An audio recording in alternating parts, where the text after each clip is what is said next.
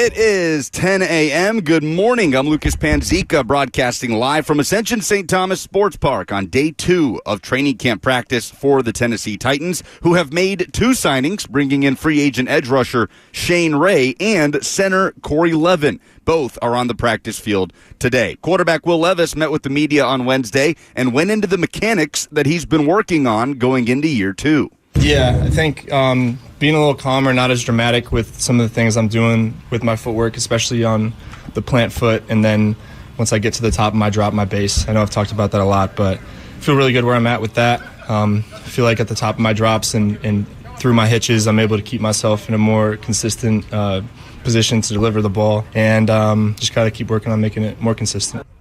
In NFL news, Pro Bowl left tackle Trent Williams is not practicing in San Francisco for contractual reasons, according to Kyle Shanahan, and wide receiver Brandon Ayuk has reported to camp but is not practicing as he also seeks a new deal. Titan safety Amani Hooker will join us on 104.5 The Zone coming up later today after practice, and head coach Brian Callahan will meet with the media after practice as well. You can hear it live right here. For all your foundation repairs and waterproofing needs, visit USSTN.com. Breaking news at once on your home for the Titans and Vols. This is 104.5 The Zone.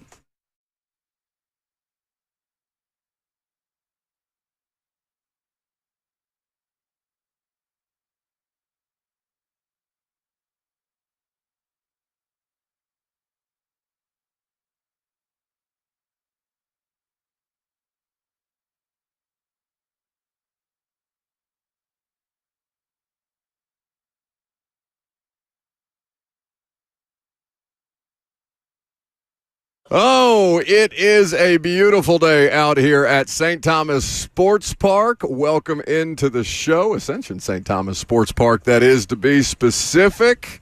We're broadcasting live again at Titans training camp. This is our home now. We live here, basically, for the next 2 months. We got the whole crew. We got Amani Hooker on the radio show later on. Maybe we'll even do a little safety discussion with our own safety, Blaine Bishop. I saw him wandering the practice fields, diving into drills that he might not have necessarily been meaning to dive into. He did a rep. I said, Blaine, get out of there. Well, he heard they were looking for safety help and said, yeah, I can still backpedal from time to time. Either way, welcome in. Yes, you did hear Lucas say that correctly. The team did sign a couple of players, or had announced officially contracts for a couple of players. Corey Levin, who you know, who you're familiar with, former 5th-round pick of this team several years ago. This is his 3rd stint with the Tennessee Titans after having a contract expire or being in a trade situation or being released. And then Shane Ray, the former 1st-round pick, who was here with this team for a workout earlier this summer. We talked about adding edge help. We talked about adding veteran edge help. He is technically both of those things. So whether or not that proves to be beneficial, we will find out throughout the course of training camp. If Shane Ray makes this team, I am willing to bet that he will be the only active NFL player with a Super Bowl ring and a Grey Cup ring, as he won the Grey Cup with the Toronto Argonauts in 2022. I mean, they keep talking about building a championship mentality around here. It's not just L'Jarius Sneed that has rings to boast. How about that Grey Cup for Shane Ray? 615-737-1045 is the number. That was Abrupt Jackson. Good morning. Morning, buddy. I couldn't let him lull into a false sense of security back there. I had to rough him up at least once to start the show. F&M Bank Chat, Facebook, YouTube, Twitter, and on Twitch is where you can interact with us as well. You can watch Amani Hooker sit down with us. If you're subscribed on YouTube, make sure you do that and throw a like on the video if you are so inclined. A lot of press conferences yesterday. We carried a good portion of them. Jamal Adams had some interesting comments. Will Levis, it is slowly starting the transformation, Lucas, of the quarterback becoming the least interesting person that talks on any given day. Yeah. I was very disappointed by that. I had hope for Will Levis. No, I know. He was fine. He had some actually pretty good insight into the type of stuff he's trying to get better with on and off the field yesterday at the podium. Well, I think on a scale of things that were interesting from yesterday's podium press conferences, by the way, L'Jarius Sneed will speak today, as will DeAndre Hopkins, as will Brian Callahan after the first couple of days, the first week technically, although they'll have the Nissan Stadium practice on Sunday. I just got my parking pass and the rare parking pass. I had to, fight somebody, kill somebody for one of these. Apparently, they're becoming a rare enough thing around Nissan Stadium. But we've got our credentials and parking for the Nissan Stadium Saturday practice, so we hope to see a bunch of you guys out there as well, taking in all the sights and sounds of your football team trying to get this thing up and running. So that will conclude the first week. Right now, practice is still ongoing. We've got 11-on-11 drills at this particular point. 7-on-7 drills at this particular point. And we will get you updated with some information once practice concludes, and we can tell you as much as we are allowed to tell you when there are not fans out here to witness practice.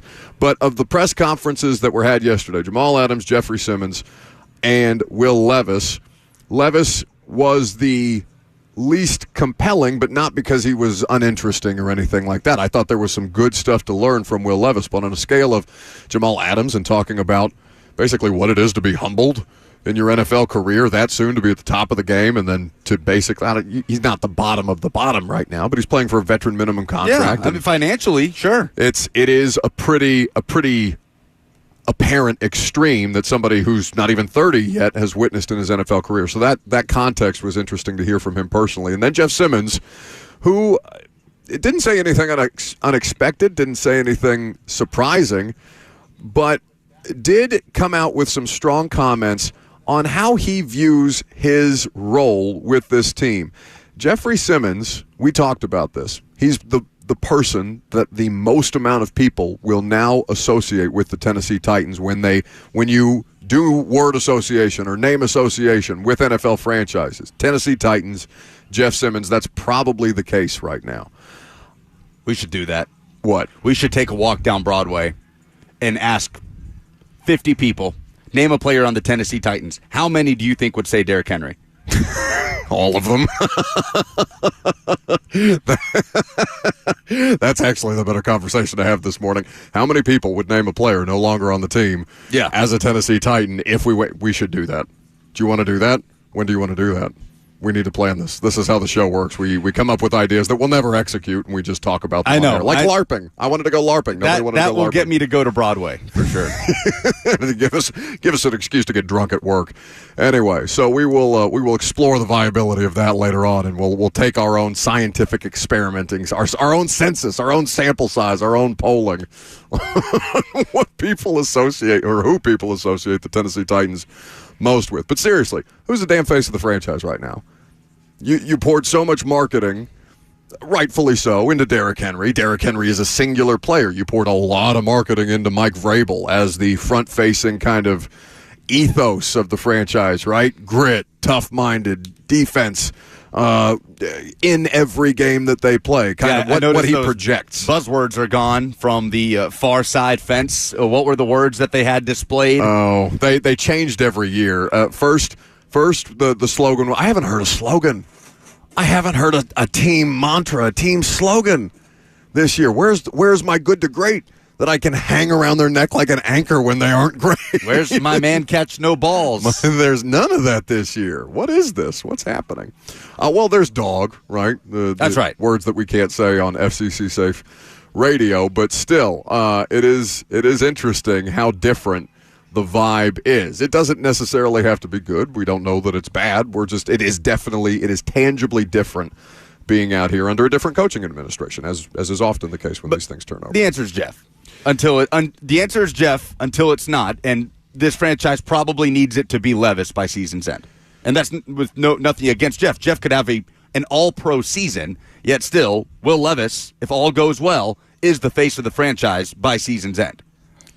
So, Jeff Simmons, speaking yesterday at the podium, gave some comments on what it means to him to be a leader for this franchise, to be the most front-facing person for this franchise, at least where the roster is concerned. Let's hear from him. I want to say, I go back a couple years ago, like when I first got here, I had guys like Jarrell Casey, even Daquan, Wesley Woodyard, all them guys who I was, they always, when becoming a leader, you have to know when to follow.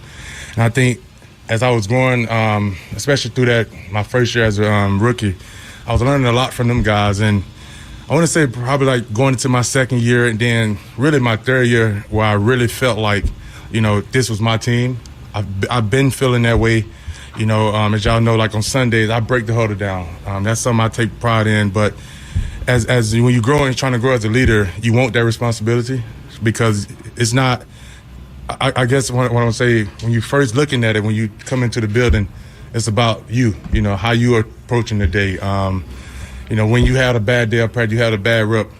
Guys looking at your body language. And then one thing I talk to the defense about at the practice is just body language. And like I said, I take full responsibility of it. I love it. I love challenges. But at the end of the day, I've felt like this was my team. I don't try to do more or less of my job, but I also been feeling like I was a leader. I've been feeling that. But like I said, I saw what Rand said, just the interview he had. But at the end of the day, I take responsibility of the team and just like, I'm going to stand up for my guys no matter what it is, holding them accountable, having their back, whatever it may be. But like I said, we all trying to get to one goal. We all have, it's a lot of leaders in this building. I hope they're not putting it on me. I'm looking for my other teammates to step up even when I'm doing something wrong or my body language or anything in that nature. So I'm excited just to take on a bigger role, if you want to call it that. But at the end of the day, I've been feeling like I've had that role on the team. So.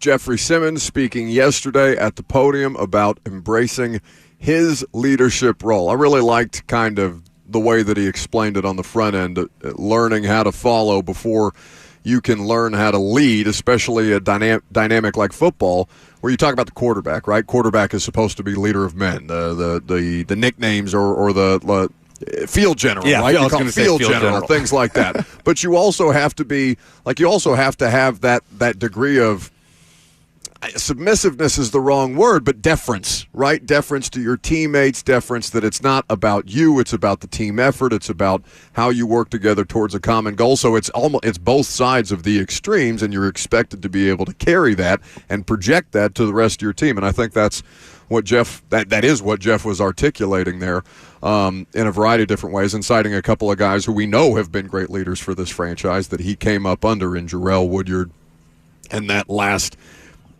generation of competitive Titans teams that were legitimately great and were a problem in the AFC. Yeah, so is T'Vondre Sweat to Jeffrey Simmons like Jeffrey Simmons was to Jarrell Casey? Because you hope. Jeff's taken, at least publicly, has taken an ownership around T'Vondre Sweat, right? Calling Rand the moment he was drafted to get his phone number, talking about him with the morning show. That relationship is going to be one of the more important relationships on this roster this season, and Sweat is back out here and working. For anybody wondering, it feels like he's one of the top three players that people will be the first to look at. Is he out there? Is he not? And what's he doing? And he's pretty much doing what the rest of the defensive line are everything. Doing. Yeah, he's doing everything to this point. Now, did you see the quote that was going around yesterday from T'Vondre Sweat when they asked him why he wasn't practicing during the offseason program? He just responded with two words and said, "Ask coach," and people were trying to assign some kind of meaning to that. Oh, he's throwing his coach under the bus. Oh, Rand, look, you stuck your neck out for this guy, whatever. When you have no idea the context, unless you saw a video of how he said it, who he said it to, other than reading it on Twitter and making whatever assumption that you want to make about the situation, I wouldn't get too bent out of shape about him saying, "Ask coach," the way I saw some people on the internet doing it yesterday. Who cares? He's out there. He's right? out there. Yeah. When he's not, we can talk about it. If he's not, but he's out there. I agree. 615-737-1045, the number. So let's talk about what Will Levis had to say. What is his approach to kind of reining himself in, practicing some of those qualities that Jeff Simmons just talked about? You'll hear from the starting quarterback coming up next.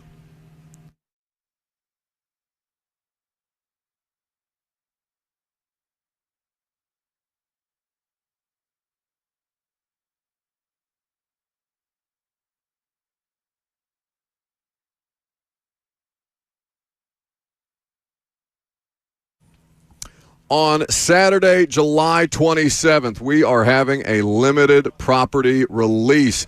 TN National is here to give you the lake living experience that you may have thought is unaffordable, but they are here to make sure that you can get in on all the great offers that they have. On Saturday, July 27th, you call this number, 865. I pulled up the wrong number, Jackson. I'll get people the number here in just a second. That's the wrong copy that I'm looking at on my phone. This is a disaster. Tennessee National, though, tnnational.com is where you go for all kinds of great different offers, whether you're looking for a townhome, whether you're looking for a property with boat slip access to their 25,000 square foot clubhouse. They've got waterfront concerts as well. You can enjoy 3.5 miles of beach. tnnational.com is where you go. This limited property release Saturday, July 27th. Go to the website for more information.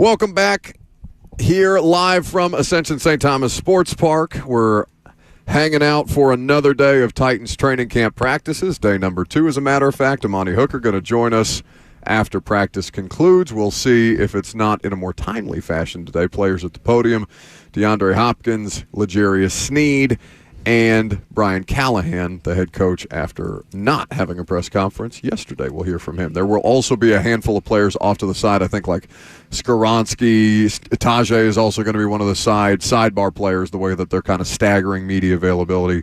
So if you're wondering why you hear from certain players on some days and not certain players on other days, there's a different kind of structure that we're all working through to try and make sure that we get you as much coverage as humanly possible. 615-737-1045, the number if you want to jump in. So among the players that spoke yesterday, we mentioned Will Levis gave a press conference. And what is one of the most common themes when discussing Will Levis this offseason? What would you say comes to mind? If we're doing word association with Will Levis, what words do immediately come to your head? Measured. More measured. Oh, I thought you were saying on the front end. That's not how I would have described him. Oh, I'm sorry. You meant for his rookie year. Yeah. Not measured, whatever the opposite Screaming, of that. red-faced, veiny. Kirby said mayo. Man. So, yes, intense. I would say intense is the way to describe his rookie year. So, part of the conversation has been how much is too much, and how do you kind of compartmentalize without trying to coach out of him the things that make him him, right? Patrick Mahomes, he has a tendency to drift in the pocket when he doesn't need to. That kind of frenetic motion can put additional strain on an offensive line. But how much do you want to limit what Patrick Mahomes is comfortable doing if Patrick Mahomes is still excellent at the end of the day? And that's part of what makes him comfortable. So those kind of conversations always have to be had, and particularly around quarterbacks. We're trying to figure out how to maximize them to their full potential. But it's clear that he's cognizant of that idea or of that conception around him, because that's what he projected last year. And a lot of times it was to their benefit, right? We talked about elevating a team. He clearly elevated a bad team last year from what Ryan Tannehill was able to do it. He had the buy-in of his teammates because he's losing his mind out there, throwing 4 touchdowns in his debut. Jeff Simmons on the sideline. That's Will Damn Levis. I've been telling y'all. All of that stuff is important for kind of the lore behind these dudes as they start to ascend or look like they're ascending as actual football players. But he's understanding that he needs to rein some of that stuff in to be more tempered, to be more managed, and to be more, I guess, present in those moments. So, okay, don't get too bent out of shape one way or the other. Just move to the next play. This is Will Levis talking about the different ways that he's trying to bring his stress levels down. For sure. I think just stress levels are way down. I think also just having the games and reps that I did last year throughout the season, I was able to kind of just settle me into this job and understanding kind of what it takes. And, I'm harder on myself than I'd like to say a lot of people are. So I understand that about myself, and that can be positive and it can be negative. And I think there was times last year where that was a little negative for me, just with all the pressure and stress that I kind of put on myself in certain situations. But I've been able to kind of use it in a more positive way this time around because of the confidence that I built and just the comfortability I have now with my position with this team. So he's finding ways to kind of manage his emotions, which is a huge part of it. Is it an incredibly emotional game? Football, all professional sports to some extent, and the amount of pressure that you put on yourself. I think people try to compare it to their own athletic experiences or something like that, but you have no idea what kind of scrutiny, what kind of conversation, how every little thing that you do, how every pass or incompletion that you throw is hyper-analyzed, hyper-discussed, especially as one of these young promising quarterbacks that's shown at least that they belong the way that he did last year. So how much he's able to manage that, how tangible that is to us, whether that's something that he's able to accomplish, maybe we find out this year, maybe we don't. But that's something that he clearly has to work on, and something that we've talked about, or clearly that he feels he needs to work on, something that we've talked about, because it was a noticeable part of his game last year. Think about how wide the spectrum is in terms of what Levis can do this year and what we could be talking about at season's end. We could be talking about, okay, he's probably not the answer moving forward.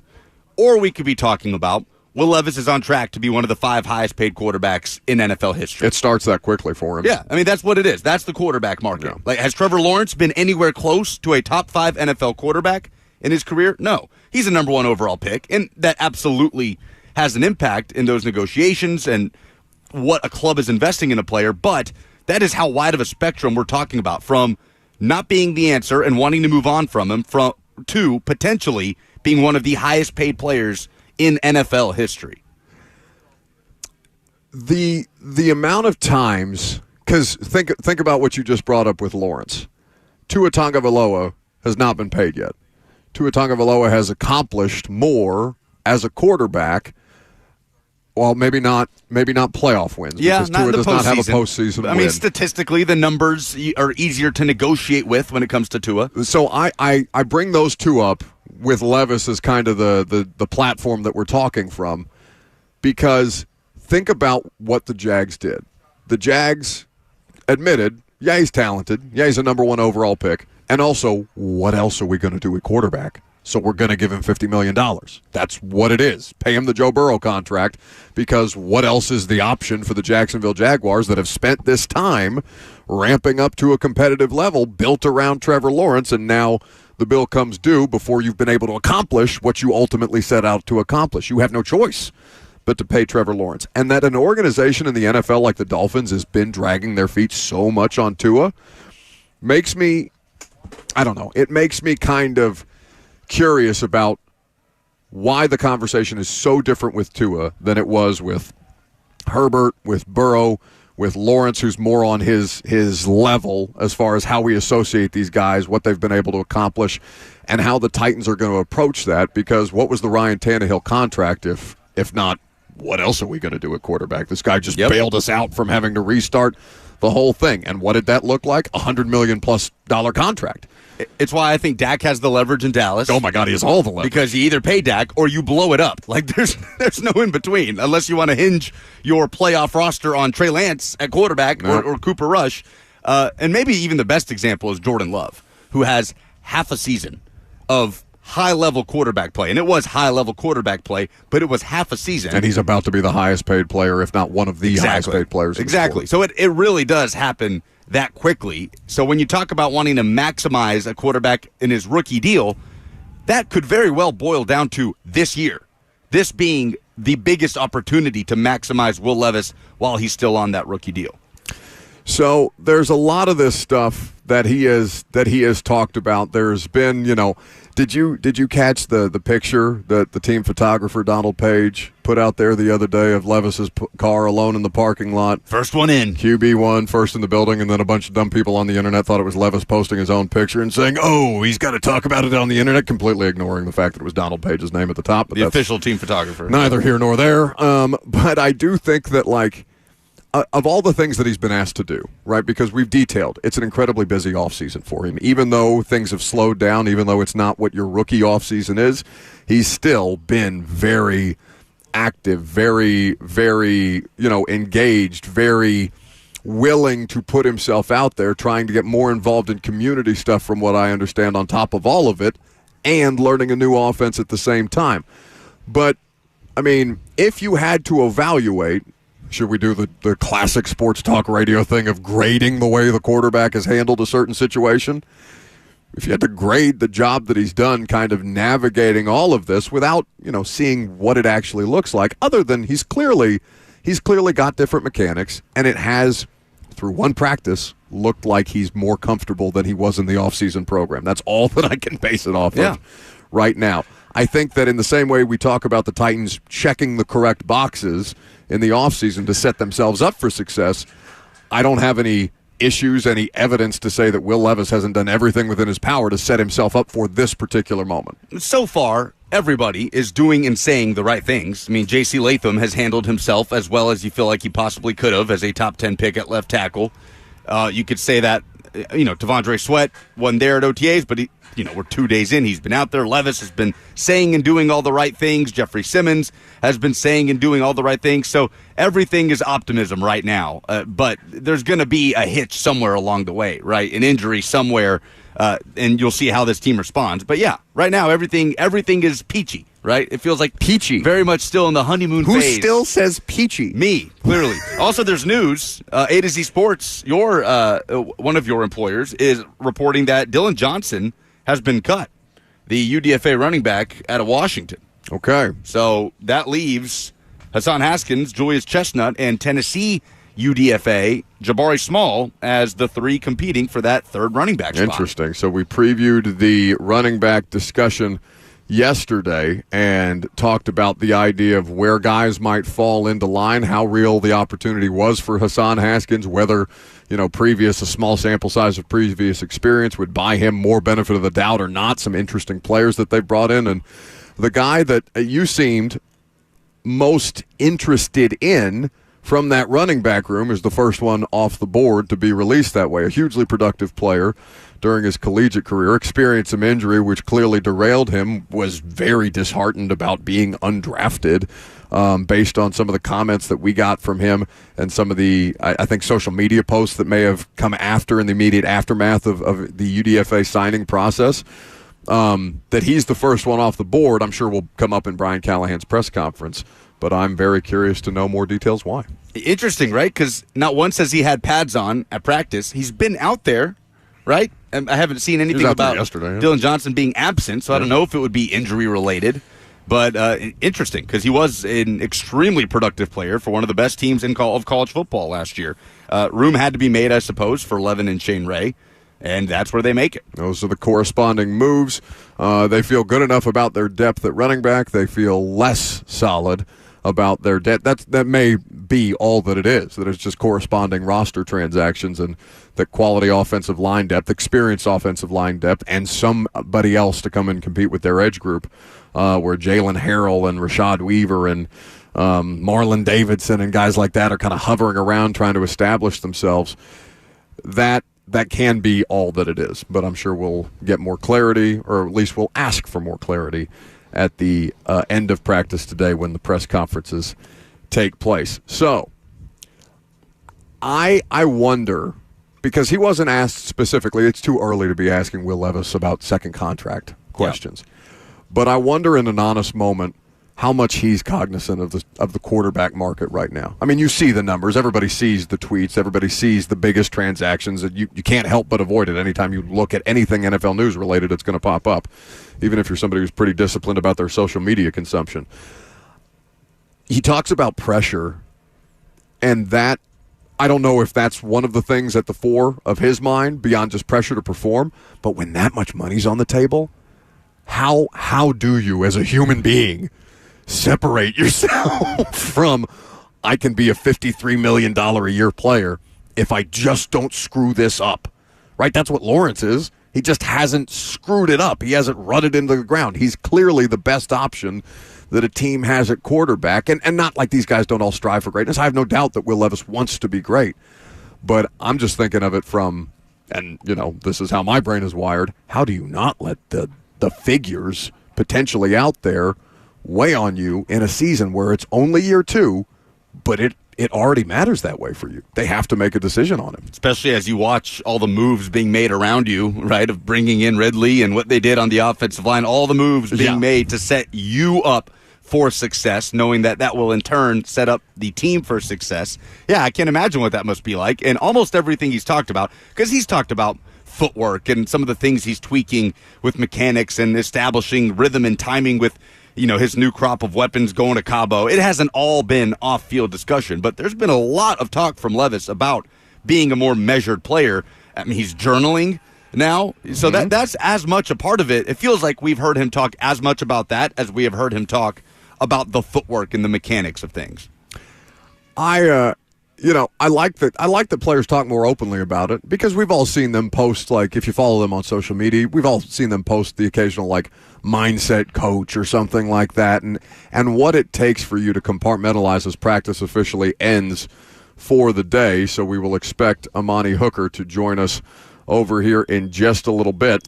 I wonder, I'm always fascinated to learn more about how you get yourself mentally in the spot to perform, because they're all talented, right? They all have the physical gifts to be able to do this. There's a difference between talent and skill. The skill comes with more repetition as you build, as you grow, as you understand how your body needs to adjust for you to execute the thing that you've done maybe 10 times before and are going to do it better the next 10 reps that you get at it. The mental compartmentalization of it is always something that I hang on, because I don't know what's in their head, and it's almost more important than any of the other stuff for them to be able to function at a high level, function the way that you need them to be, function the way that people expect them to as professional athletes. Yeah, I mean, I can't imagine what type of task that is, but when the pads come on, it'll be interesting. I mean, when do we expect pads to come on? Next week? Next time we're out here? Next week, because they are not going to have... Not on Saturday? They are not. I can confirm that they are not going to have pads at the practice on Saturday, so it'll be... But you'll see what we've been watching the past 2 days, which is still, competitive periods and all manner of other things that, if you haven't seen football for a while, it looks like football. It's closer to football than anything we've seen in the past couple of months. It scratches the itch. It scratches the itch, certainly, and I know people are looking forward to getting out there on Saturday and taking in the sights and sounds that come with that open Nissan Stadium practice. A reminder that not just Lucas and myself out here at Titans training camp, Ramon, Kayla, and Will also broadcasting live from Ascension St. Thomas Sports Park for these training camp broadcasts. You can catch all the interviews that they do. You can catch all the interviews that we do on the 104.5 The Zone YouTube channel. Make sure you subscribe while you're there. I know Rand Carthon sit down with the morning show, and our visit with Tajay Spears already up there. So why don't we take a break now, Jackson, since practice is concluded. We'll have Amani Hooker at some point in the coming segment. I'm Buck Rising, live from Titans training camp. It's 104.5 The Zone.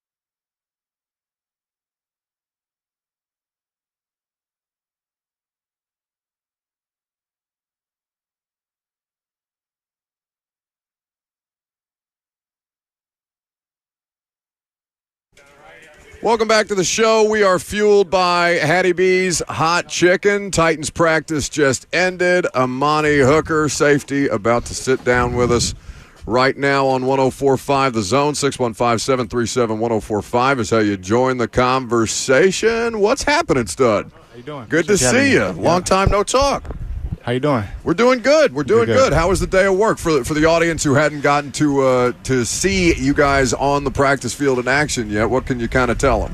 High energy from both sides. Everyone's out here competing. Everyone's excited. Everyone sees the opportunity, and you guys are hungry. It's hard for me every year that I come back to another training camp, Amani. It's hard for me to understand that I'm getting old and seeing guys like go through their careers and stuff like that. The fact that you're one of the old heads around here now, you're the second longest tenured player on the team, if I'm not mistaken. Yeah, Harold's the oldest. So then it's me. Do you remind him of that often? We remind him of that. Me and Jeff let him know. But yeah, it's Harold and me and Jeff, and yeah, it's pretty crazy how fast this thing can go. You have to be present. There'll be time for reflection on all of that kind of stuff at certain moments when you have downtime. And I know when you're getting back to it, you got to be locked in. But does that ever catch up with you at all? Do you ever think about that beyond just what your career here has been and what you've been able to accomplish in your time? Yeah, you think about it because you're just appreciative of it. You know what I mean? When you're young, you think back when you're younger. And just yesterday, I'm walking through the equipment room like, wow, we're really in the league right now. Even though this is year 6, it's still a pretty amazing accomplishment that we have, that I have achieved, and a lot of guys here have achieved. But still, we got a lot of work to do, and we're excited for the future. So the work that the defense has been putting in all off season long, right? You guys are expected to hit the ground running when training camp starts, and like you said, it's been high energy through the first 2 days, and how you all manage that is something that is going to be, how you guys come together, the way that you overcome the adversities that are presented this time of year and ramping up to the regular season. For you, what have you been most proud of to see the defense accomplish, understanding that there's all kind of new pieces and parts all over the place? Guys buying into, what Coach Wilson is trying to incorporate here, the style of play that we're trying to have here as Beat and Titan, aggressive, smart, physical, guys that aren't going to back down from a challenge or back down from adversity. No matter what happens, we got guys on the field that have bought into, what we're trying to accomplish here. Denard Wilson. I know I've known a lot of football coaches in my life. He seems like a crazy person. How does that project in the meeting room? How does that project on the field? It seems like an intense work environment, but also an enjoyable one, and one where you guys can clearly see that there's somebody with that kind of command putting you in the best positions to succeed. Yeah, to play defense at a high level, to coach a defense at the high level, you have to have a little bit of crazy in you. That's kind of what we expect. That's what we like. When we see a coach that's fired up, we don't really need motivation as a player. You shouldn't need it, but when a coach is like that, you got no choice but to, buy into what he's trying to preach. And, we love the energy, and we know he's going to bring it every single day. There's no question he's got energy. Amani Hooker, Titan safety, hanging out here with us on 104.5 The Zone.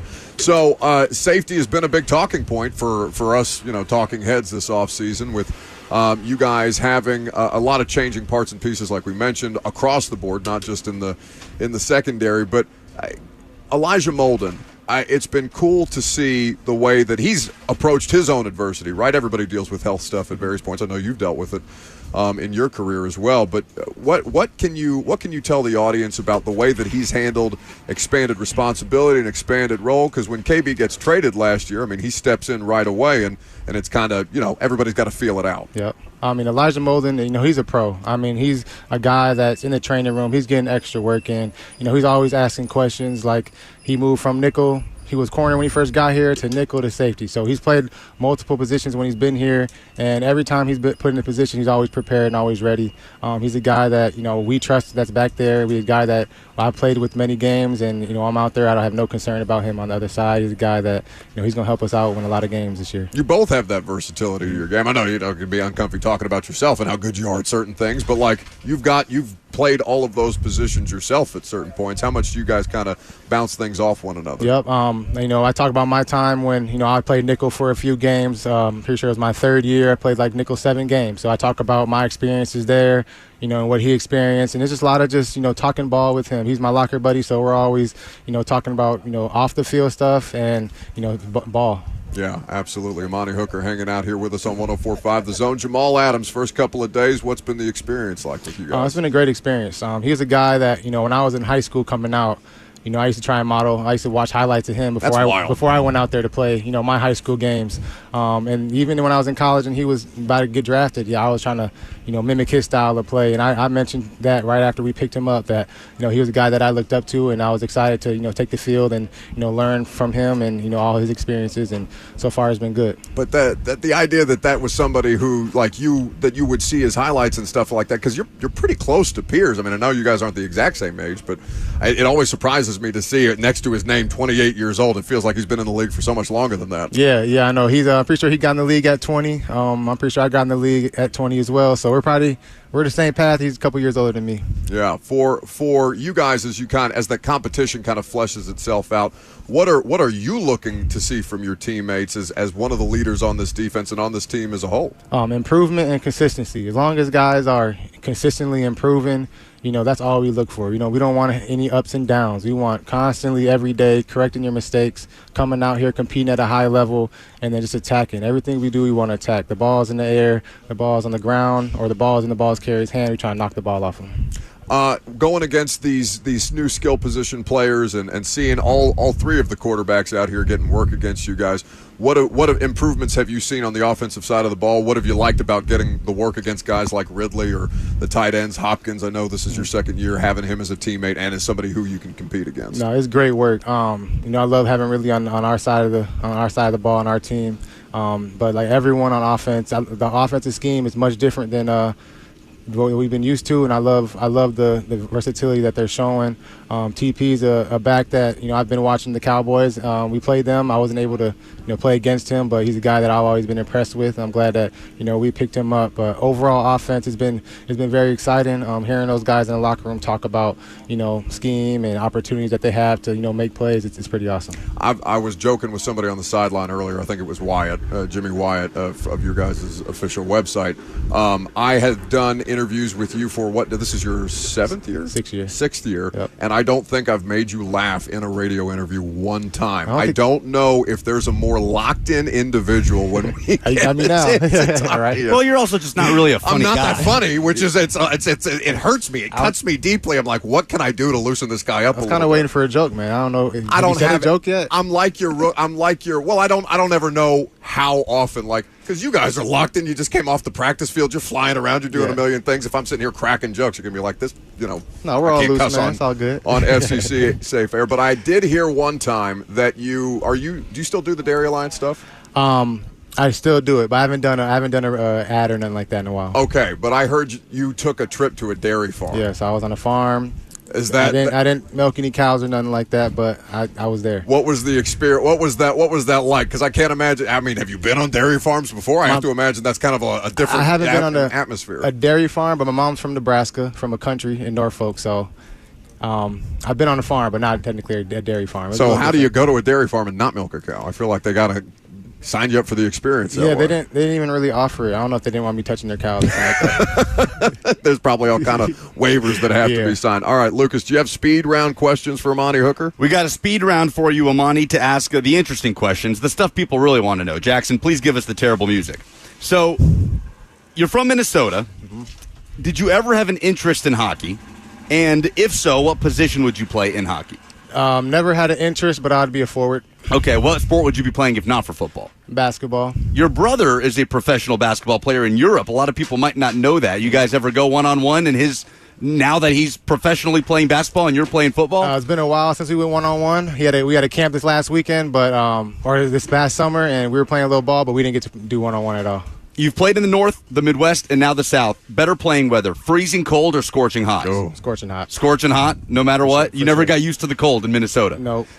That has to wear on a person. Just physically wear your bones. It's the knees. The bones. No, you're too young to be talking about knees. You and Jeffrey Simmons played each other in both of your last games of your college career. 2018 Outback Bowl, Iowa 27, Mississippi State 22 was the final. What's your lasting memory from that game, and does it ever come up? It comes up a lot. Every time he rings that cowbell, I'm like, Hawkeyes, don't forget. But the last memory was probably me or our team running to the midfield, doing our Iowa cheer right in front of their whole team while they're walking off sad their final game. How often does he just keep a cowbell in his locker? He has a cowbell in his locker. Every time it's Saturday, they're playing. You hear it. But don't really worry about it. Wandering the hallways, just shaking the cowbell. Was the Nico Autry a part of that too, or was it just Jeff doing the cowbell thing? Jeff was just doing the cowbell. Nico would laugh, but Nico's Nico. He ain't worried about that. All right, not worried about anything but football. Right. You talked about looking up to now your teammate Jamal Adams when you were coming up. Is there another safety you've modeled your game after?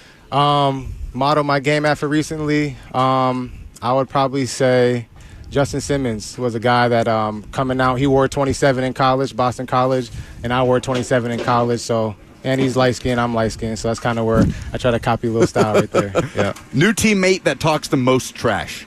New teammate. New teammate like this year. New Yeah, teammate. after being on the practice field for 2 days in training camp. We'll go with.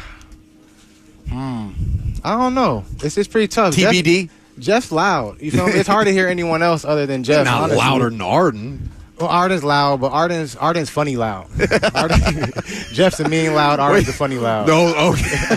Because I was going to ask if he's not creative enough with his loudness, but he's just a mean loud. Yeah, Jeff's a mean loud. Arden's more of he'll crack a joke loud at the same time. Every once in a while, somebody on the offense come up, Jeff be like, hey, too deep. Yeah, exactly. Last one. Favorite interception of your NFL career? Favorite interception? I'd probably say the Bengals. The Bengals playoff game was probably my favorite one, most impactful. But second, I'd probably say San Fran. Should have been a pick six, but the San Fran night game was pretty cool. That's it. You're off the hook. Appreciate it, Amani. Is that what we're calling it, off the hook? No, it's speed round. He's off the hook. He doesn't have to talk to us anymore. Amani, we appreciate you spending some time with us. Continued health and success. Thank you, man. Always good to have you over. Well, coming up next, you will hear from L'Jarius Sneed, among other Titans players, DeAndre Hopkins and Brian Callahan, also going to speak at the podium. I'm Buck Rising. It's 104.5 The Zone.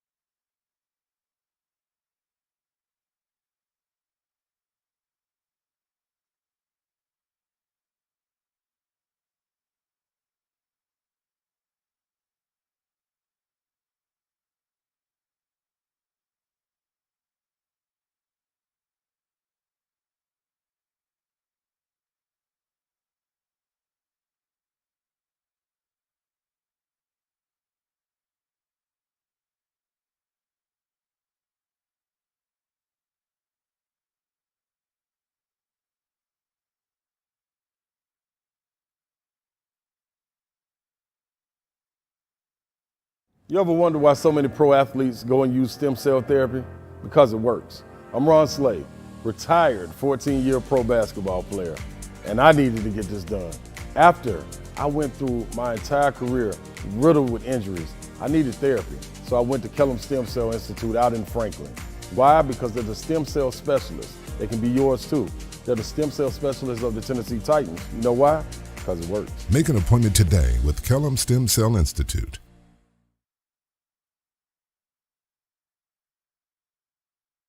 So many people trust Two Rivers Ford. Football players, working moms, business owners. Why? Because Two Rivers Ford has been doing business with integrity for decades. Two Rivers Ford, the South's most trusted Ford dealer.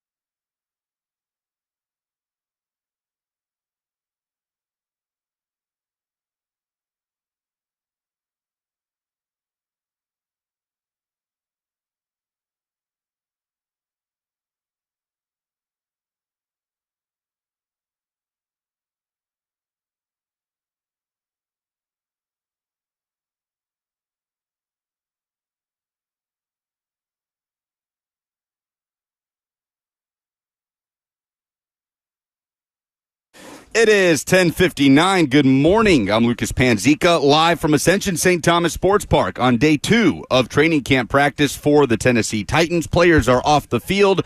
Players are meeting with the media at the podium. Currently, it is DeAndre Hopkins. Brian Callahan has already spoken. Harold Landry was not spotted out there on the practice field today. L'Jarius Sneed was. Tavondre Sweat also back in full swing. The Titans did make 2 signings, bringing in free agent edge rusher Shane Ray and center Corey Levin. Both were out there on the practice field. Also, A to Z Sports reporting today that the Titans have cut UDFA running back Dylan Johnson out of Washington. In NFL news, Pro Bowl left tackle Trent Williams is not practicing in San Francisco for contractual reasons. Same goes for wide receiver Brandon Ayuk, who has reported to camp but is not practicing as he seeks a new deal. Also, the Seattle Seahawks and defensive back Julian Love have agreed to terms on a 3-year extension worth up to $36 million. For all your foundation repairs and waterproofing needs, visit USSTN.com. Breaking news at once on your home for the Titans and Vols. This is 104.5 The Zone.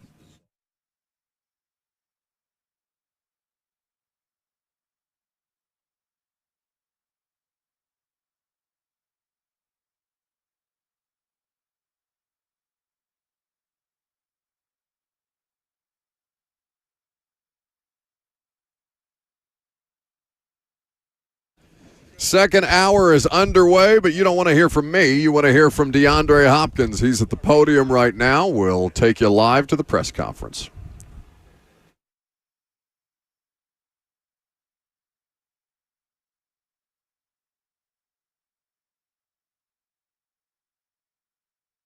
New stuff about a route that you've caught hundreds of balls on? For me, it's just going out and trying to stay sharp, sticking to the basics. I know I've been doing this for a long time, so, not really, expecting the same results because guys have been playing me. They've been watching me for a while. They know some of the things that, I kind of excel at. So just going out and kind of just trying to win against people who know that, I might, run this route this kind of way. So for me, it's always a challenge. When asked about possible extension, Rand said that you know where you stand with this organization, with this franchise. Can you dictate, verbalize to us where you feel you stand with? I take it day by day. I love Tennessee. I love what Miss Amy's doing.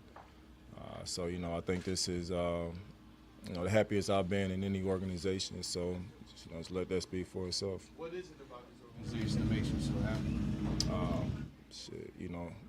How Miss Amy run things, it's a great place to be. She's putting pieces together, to try to win, and it's exciting. And then we see you out and about in the city itself. You do a lot of things. What is it about Nashville that has really captured your heart? I'm a country boy, so I grew up on country. I grew up around places like this, a little smaller, but it's familiar. Being from South Carolina. Do you buy into the contract year boost performance thing that a lot of people talk about, players playing better when they got 1 year left? Man, I really don't, man. I guess kind of go back and answer that for yourself by looking at my stats going in the contract or out of contract or just getting a contract. Yesterday there was a lot of smack talk from the defense early in the team drills, and you kind of gave it back to them. That's kind of a side that we haven't seen a whole lot of since you've been here. Is that just another aspect of it, or is that something you enjoy? Or I don't know. I guess y'all missed some of those practices, but yeah, I definitely always talk smack. That's who I am. I like to compete. I've done that since I've been a rookie in the NFL to now. But obviously during the game it's business. I'm not out there talking smack every play, but of course it's friendly competition. But just trying to match their energy. We got a good defense. A couple more. Have you seen enough of L'Jarius, through the off season or even just yesterday to get an idea of his style and sort of what makes him successful? He takes everything serious, and he's all about his technique and details. Even in walkthroughs, he's very detail oriented, and you can tell that he's been coached well and he's played a lot of good ball. But yeah, we haven't obviously had a lot of reps against each other, but you can tell that he's one of the best doing it. Past encounter's been with Jamal, and what's a guy like that bring to a team? Pardon me, Jamal Adams. What your past encounter's been like with him, and what's he bring to the team? Jamal brings excitement and energy. Jamal is, he came out here from the first day excited. Doing what he do. Jamal is an experienced player. I've played against him. I've hung out with him, before. So Jamal is definitely going to bring a different component to the defense, especially in the secondary. But I think the guy, he's a veteran. He's played a lot of ball. So I was just excited to see him play. Last year it was full tilt. This year, Coach said resilient and relentless are kind of the key words that he's pushing. How much meaning is there in a coach's main message? What's the question? I'm curious about Brian's main message is resilience and relentless. Last year Mike was big on full tilt. How much does a coach's main message like that's up on the wall that you see every day mean? It means a lot, especially when your head coach is just like the quarterback. He's the leader of the team, leader of the organization. So seeing what he wants, obviously we're going to try to go out and perform to our best. We're in the NFL, so obviously, we got here for a reason, and seeing that, those messages like that, it's just a reminder, and I think it's good that, we have those up. You talked about tendencies to be up and how some guys, kind of know what you're good at and what you can do. Even at this stage in the game as a veteran, do you find new ways to have, nuances to show them something they may not have seen from you? Of course. My receiver coach, he's always critiquing my game, telling me certain things that I can do to be better. And, I love that. I want that. I never want to, feel like I know it all or, I've arrived. It's always new talent, So for me, I love being critiqued and, just working on little things that I can do better, So for me, I love it. Thanks. That was DeAndre Hopkins at the podium. Brian Callahan also speaking to the media earlier. You will hear from L'Jarius Sneed as well in just a few minutes from now. Welcome back to the show. 615-737-1045 is the number. In fact, Sneed is at the podium from our vantage point, so we'll go to that press conference now.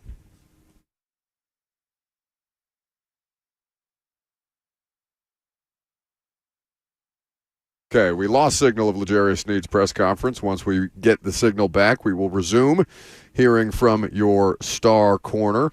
Having had limited practice reps, he was out here for a portion of practice today, did not participate in the entirety of the practice. That is something that Brian Callahan has talked about, the management of his situation, so perhaps that's what L'Jarius Sneed is speaking about right now. Days that I just practiced, it's a pretty good schedule they got me on. What have you got to accomplish, I guess, over the next 6 weeks to be peaking for week one? I mean, I'm healthy. I just got to maintain it and, just get that to week one. That's all I'm trying to get to. How does the knee feel if you're healthy? I guess just how.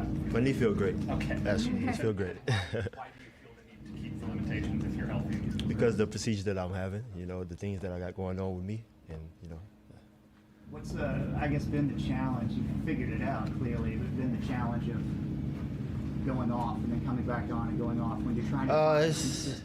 Yes, it's very frustrating. I can say that. It gets to me sometimes, but, last year it helped me out on what I need to do, and last year look at where I'm at and where it got me, and, I'm going to stick to that plan, and I think it works, and it does. How do you like the defense and maybe the guys around you? I love the defense. I love the coach. I love the mentality he have, aggressive, Once I get this down, man, once the whole entire defense get it down, we're going to be one of the best. L'Jarius, while you haven't maybe been able to be on the field as much right now, I guess, how are you still able to show like a leadership presence, right? Because you're going to be a leader. Yes, sir. Yes, sir. I was out there today. I supposed to came back in and finished my rehabbing and whatever. I stayed out there and watched those guys and, coached them up on the plays. They asked me questions. I try to give them the best answer I can.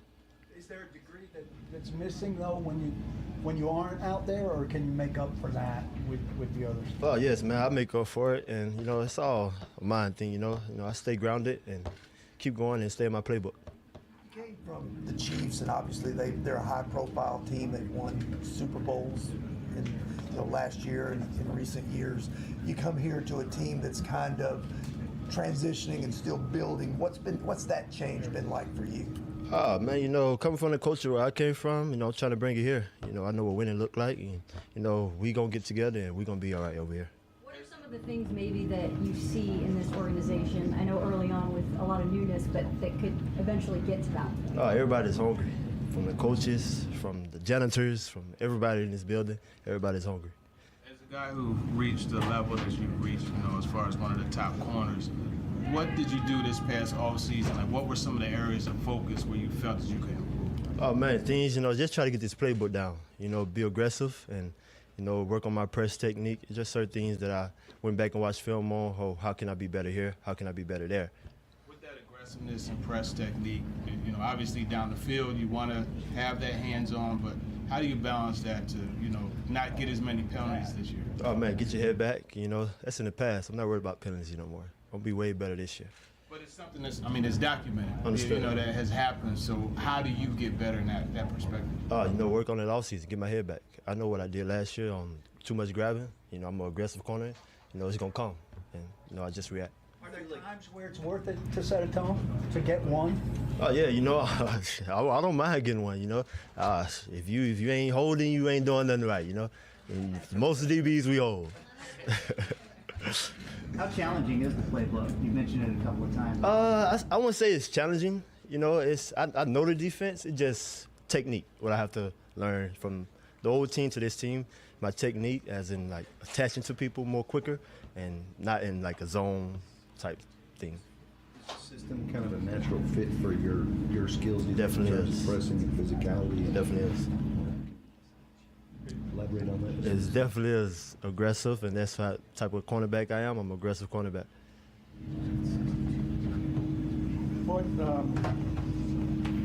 What do you count on from Cheeto? I know he's out for a little while now, but what do you expect out of your pairing with him in terms of combo? Cheeto, he's a great, you know, teammate. He's a leader. He get everybody, you know, his playbook. He get everybody, you know, lined up. Everybody ask him questions, and you see his notes. He's very detailed. What about Jamal? You spent much time around him, and what's it like having him down there? You know, from my time being with him, from the time he's been here, you know, I could tell he's passionate about his game. He loved the game, and I can't wait to get out on the field on him. D-Hop, 32 years old, still racking up big numbers.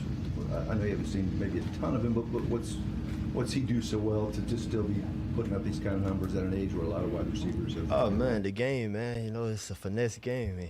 I think he's mastered the finesse and know how to, you know, the tricks and all. Yeah, he know 'em. Appreciate it. Darius Sneed at the podium. Coming up next, we'll have Blaine Bishop sit down with us. He was at practice today. We'll get the Hitman's observations. We'll do a little home and home. I know I'm on Blaine's radio show today, so Blaine will join us coming up next.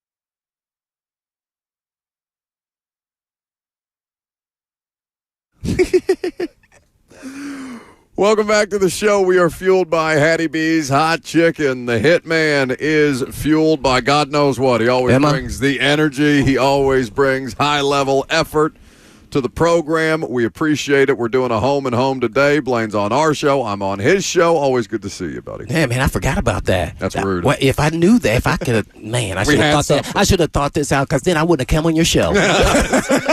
Honestly, I'm surprised you agreed. I go, it's a Thursday, right? He knows I'm on later.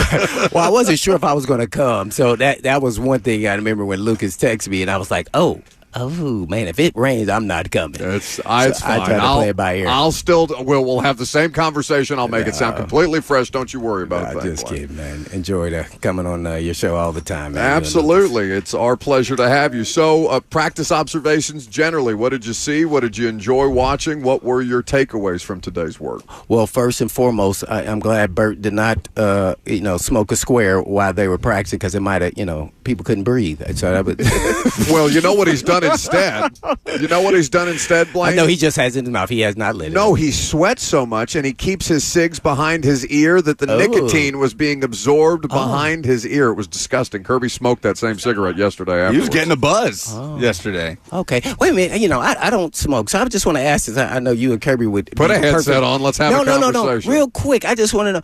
I thought people who smoke, at least my family members that smoke cigarettes, they said that helped them with their appetite. It doesn't seem like that's affected you at all. No. See, I went around and the boom. Yeah. Hitman at his finest. Is that true or not? I don't know. It actually does help. At night, if you think, oh, I got to go get me a snack. Oh, I got to go get the deli meats. Just smoke a cig on the back porch, man. Go out there, pick a cherry tomato, smoke a cig. It's one of my favorite pastimes. Yeah, my Aunt Joy, who we were really close to, she would smoke cigarette, and then I'd be like, dang, what happened? You picked up weight. She said, I stopped smoking. Everybody and I go, that does. what? And she said, yeah. I said, well, go back to smoking. The average smoker. Who tells somebody to go smoke? The average smoker will gain 20 pounds after the quit. Yeah, that's exact. So, I was always like wondering if that was really true or not. And here I thought that you have slimmed down remarkably. Oh, there he is. Put it on camera. Get that stomach out of my camera shot. We are in a professional operation. There are security people watching you. You deserve it. You're a much better dancer than I am. All people who walk by, that was just Skaronski's stomach. That was Skaronski. Well, careful, they'll start making their own allegations about whose stomach it was. Yeah, they'll jump on these guys back real quick. Thank you, guys. Thank you, Bert. Get the hell out of here. Happy birthday, by the way. Yes, happy thank birthday, you. I appreciate buddy. it, man. And everybody who wished me birthday there, man, is really exciting to see all the love, man. So I really appreciate that, man. Especially from you, Buck, man. I know you're a busy man. Please, come on. I only act busy so people will leave me alone most days. No, we do have a tradition around here, though, Jackson. If we have the particular person who wishes people happy birthday around here back there for Blaine Bishop, I would like for our special person.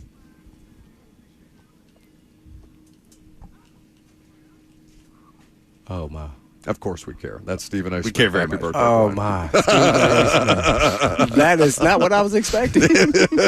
We keep him back there. We keep him chained up away from the microphone so he can't spit too many hot takes. But every once in a while, we got to bring him out, bring him out of the back room and wish happy birthday to people. So let's talk some actual football with an actual football player. What you saw at practice today beyond Bert lighting up cigarettes?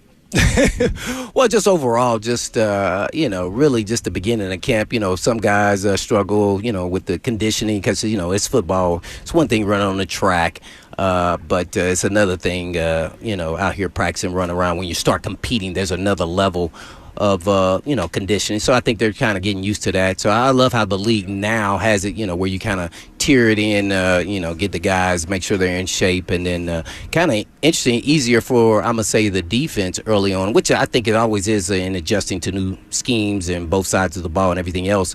But, the odds are that, receivers and quarterbacks going to throw deep balls probably not so much. At least the first day. I know this is the second day, but so you kind of play the odds when you're a safety man, or corner. So you kind of think about those things like that. And but they went up top a couple times. One thing that I saw from Levis, and I'm naturally watching him really, really closely because naturally his success will determine the Titans' success, and he could have success, and then that doesn't result into the record in a winning record or a winnable record. So I saw one time on a deep ball, he had someone open down the middle. All right, now, he threw a normal deep ball with great air. The ball was beautiful. But this wasn't the time to throw that ball. It was one that you had to put it there fast in a hurry because you could see defenders converging on this player down the middle. I think it was Tyler Boyd. And so he did it with the air and drop it in the bucket, which is cool most of the times. But when it was a lot of players, you got to get it in there quick. It was one of those ones where you want to fire this deep ball as tight as you can on a deep ball. I'm going to say it was about 30 yards, but not as much air. So those are things that come with experience. It would have been a touchdown. Instead, it became a PBU. I think the DB might have even intercepted the ball. I just couldn't believe that he didn't just wing it in there. That was the one. And it's tough, but you got to learn through your experiences and who you're throwing to. So I don't understand, why the receiver was running certain route, that way. But he could have got it in there, and he was open. Well, I like that you bring up that element of it because the time we've talked to coaches before, and obviously you've heard this a million times as a football player yourself, where the opportunities to make those mistakes are and how you bounce back or how you rectify those mistakes to continue to improve.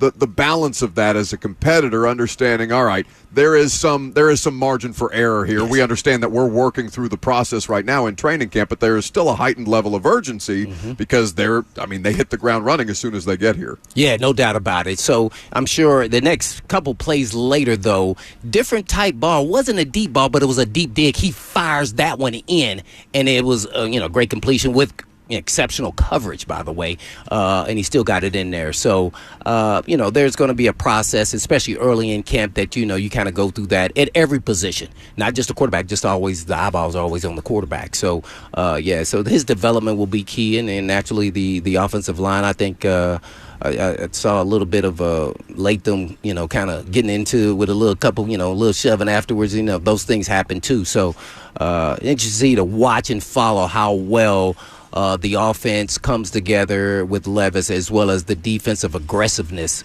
with Denard and crew and staff over there. So, every time I hear Denard talk, I feel like I've heard that 50 billion times. And look, I know I can't play it down ever again, and I can't even do one down with these guys, phenomenal athletes, bigger, stronger, faster. But, man, he sure makes me believe that I could do one more play. It just resonates with me when I hear him talk, and the aggressive nature, that a defensive mindset, not only of the actual DC, but the actual players. And that's really why I thought they were bringing in Jamal Adams. And if he could be somewhat healthy, this would be, as I said before, lightning in a bottle. Because yes, I know everybody was comparing him a little bit to me, and we definitely have some similarities, not only our leadership style, but also of aggressiveness. But, he has to prove and show that he can cover, because there were holes last year where it showed that he wasn't very good. And I wouldn't say it's not his strength, but he can cover. So if he is healthy with that quad, I would be, man, the Titans, they won. They stole one right here. Blaine Bishop on after us. We're his opening act from 1 to 3 on 104.5 The Zone. Make sure you follow him on Twitter and on Instagram at bbishop23. So you've talked about that a lot, that when you hear Denard Wilson talk, you hear Greg Williams talking without the expletives. Right, exactly. And obviously you played for Greg Williams, so you know something about that. But coming from Baltimore, it could be very easy to surface level look at that and say Denard Wilson bringing that Baltimore defense over to Tennessee, which was the number one defense in the league last year, led the league in sacks, but not a very blitz-heavy team. So are you expecting it to be more towards what Mike McDonald and the Ravens were doing last year, or more towards that Greg Williams style, or maybe somewhere in the middle? Yeah, naturally, to me, this is where coaches make mistakes. You bring your own identity and you learn from different spots that you were at, and you combine it into yours. Yep. And that's what I think he'll do. Now, to say he'll blitz, like, he doesn't have the same personnel he's did with the Ravens, and he doesn't have the same personnel and the players and the coaches, on the staff. So I think really good coaches don't try to mimic other coaches. They take different things from them and learn and make it their own. So in his own style, this is his first time being a DC, by the way, and I'm thinking of it like how I would be if I'm the DC, because I think that's what makes coaches make mistakes. I think that's what's happened to all the guys that left the Patriots and went somewhere else. They tried to be Belichick. Well, nobody can be Belichick. Belichick is his own person, and he has a heck of a resume. You don't have that resume. So you come in with your own personality, and you sit it down and you explain it, and you use your own style, however it is, to implement it and be how you want your defense and envision it to look. And I think there's going to be elements of where we see a little bit of the Greg Williams style, and then there's going to be elements from McDonald that he got from the Ravens and other places that he's been. So to me, that's what, really good coaches do. And by the way, you have to have the right personnel to run your defense or offense. So if you don't have the personnel, you can't run what you want. And that's where coaches get into trouble. I think that's why they signed 2 corners. He wanted to get after the quarterback, and you got to have cover corners who like being on that island. We had none. Yeah. After free agent, there were none. So it tells me, it was giving me hints that this is what he wants. And now, are you all have all the pieces? No. As we see, they're still signing different guys even today. It'll be interesting to see how that comes in development and trust in who you can trust in as players and what you can run and what you'll be limited to as an actual DC or OC. Worth noting that Brian Callahan, because we did not carry the Brian Callahan press conference, he did say that Chido Awuzie is going to miss a few weeks with a calf injury. A couple of weeks. A couple of weeks with a calf injury. An important clarification because we're getting timelines and all, so we want to make sure to get those right. Yep. Confirming that Harold Landry was dealing with an illness, which is why he has not been out here for the first couple of days of training camp. Blaine Bishop hanging out here with us on 104.5 The Zone, talking about what we saw at Titans training camp practices today. You talk about relationships with coaches and how they may try and be something that they're not, beyond themselves, right?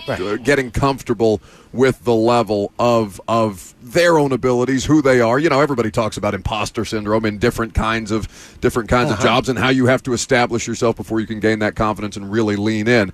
I thought it interesting also, Blaine, that Brad was sitting over here with us off to the side, and he saw Rand Carthon and J.C. Latham taking a full 100-yard walk up and down the field, just talking. Just chopping it up after practice. We saw Rand hanging out over there with Sweat after he'd finished his media availability, kind of checking in on him, hey, how are you? How'd the first day go? How do you feel? How'd you think the media stuff went? All those kind of things. Brad pointed out from his perspective that he felt like that was kind of rare to see from a front office person taking those extra moments or taking time out to have those personal relationship type of moments with players, because not all executives are like that when it comes to dealing with guys on the roster. Well, I think it is rare, but I'm not surprised.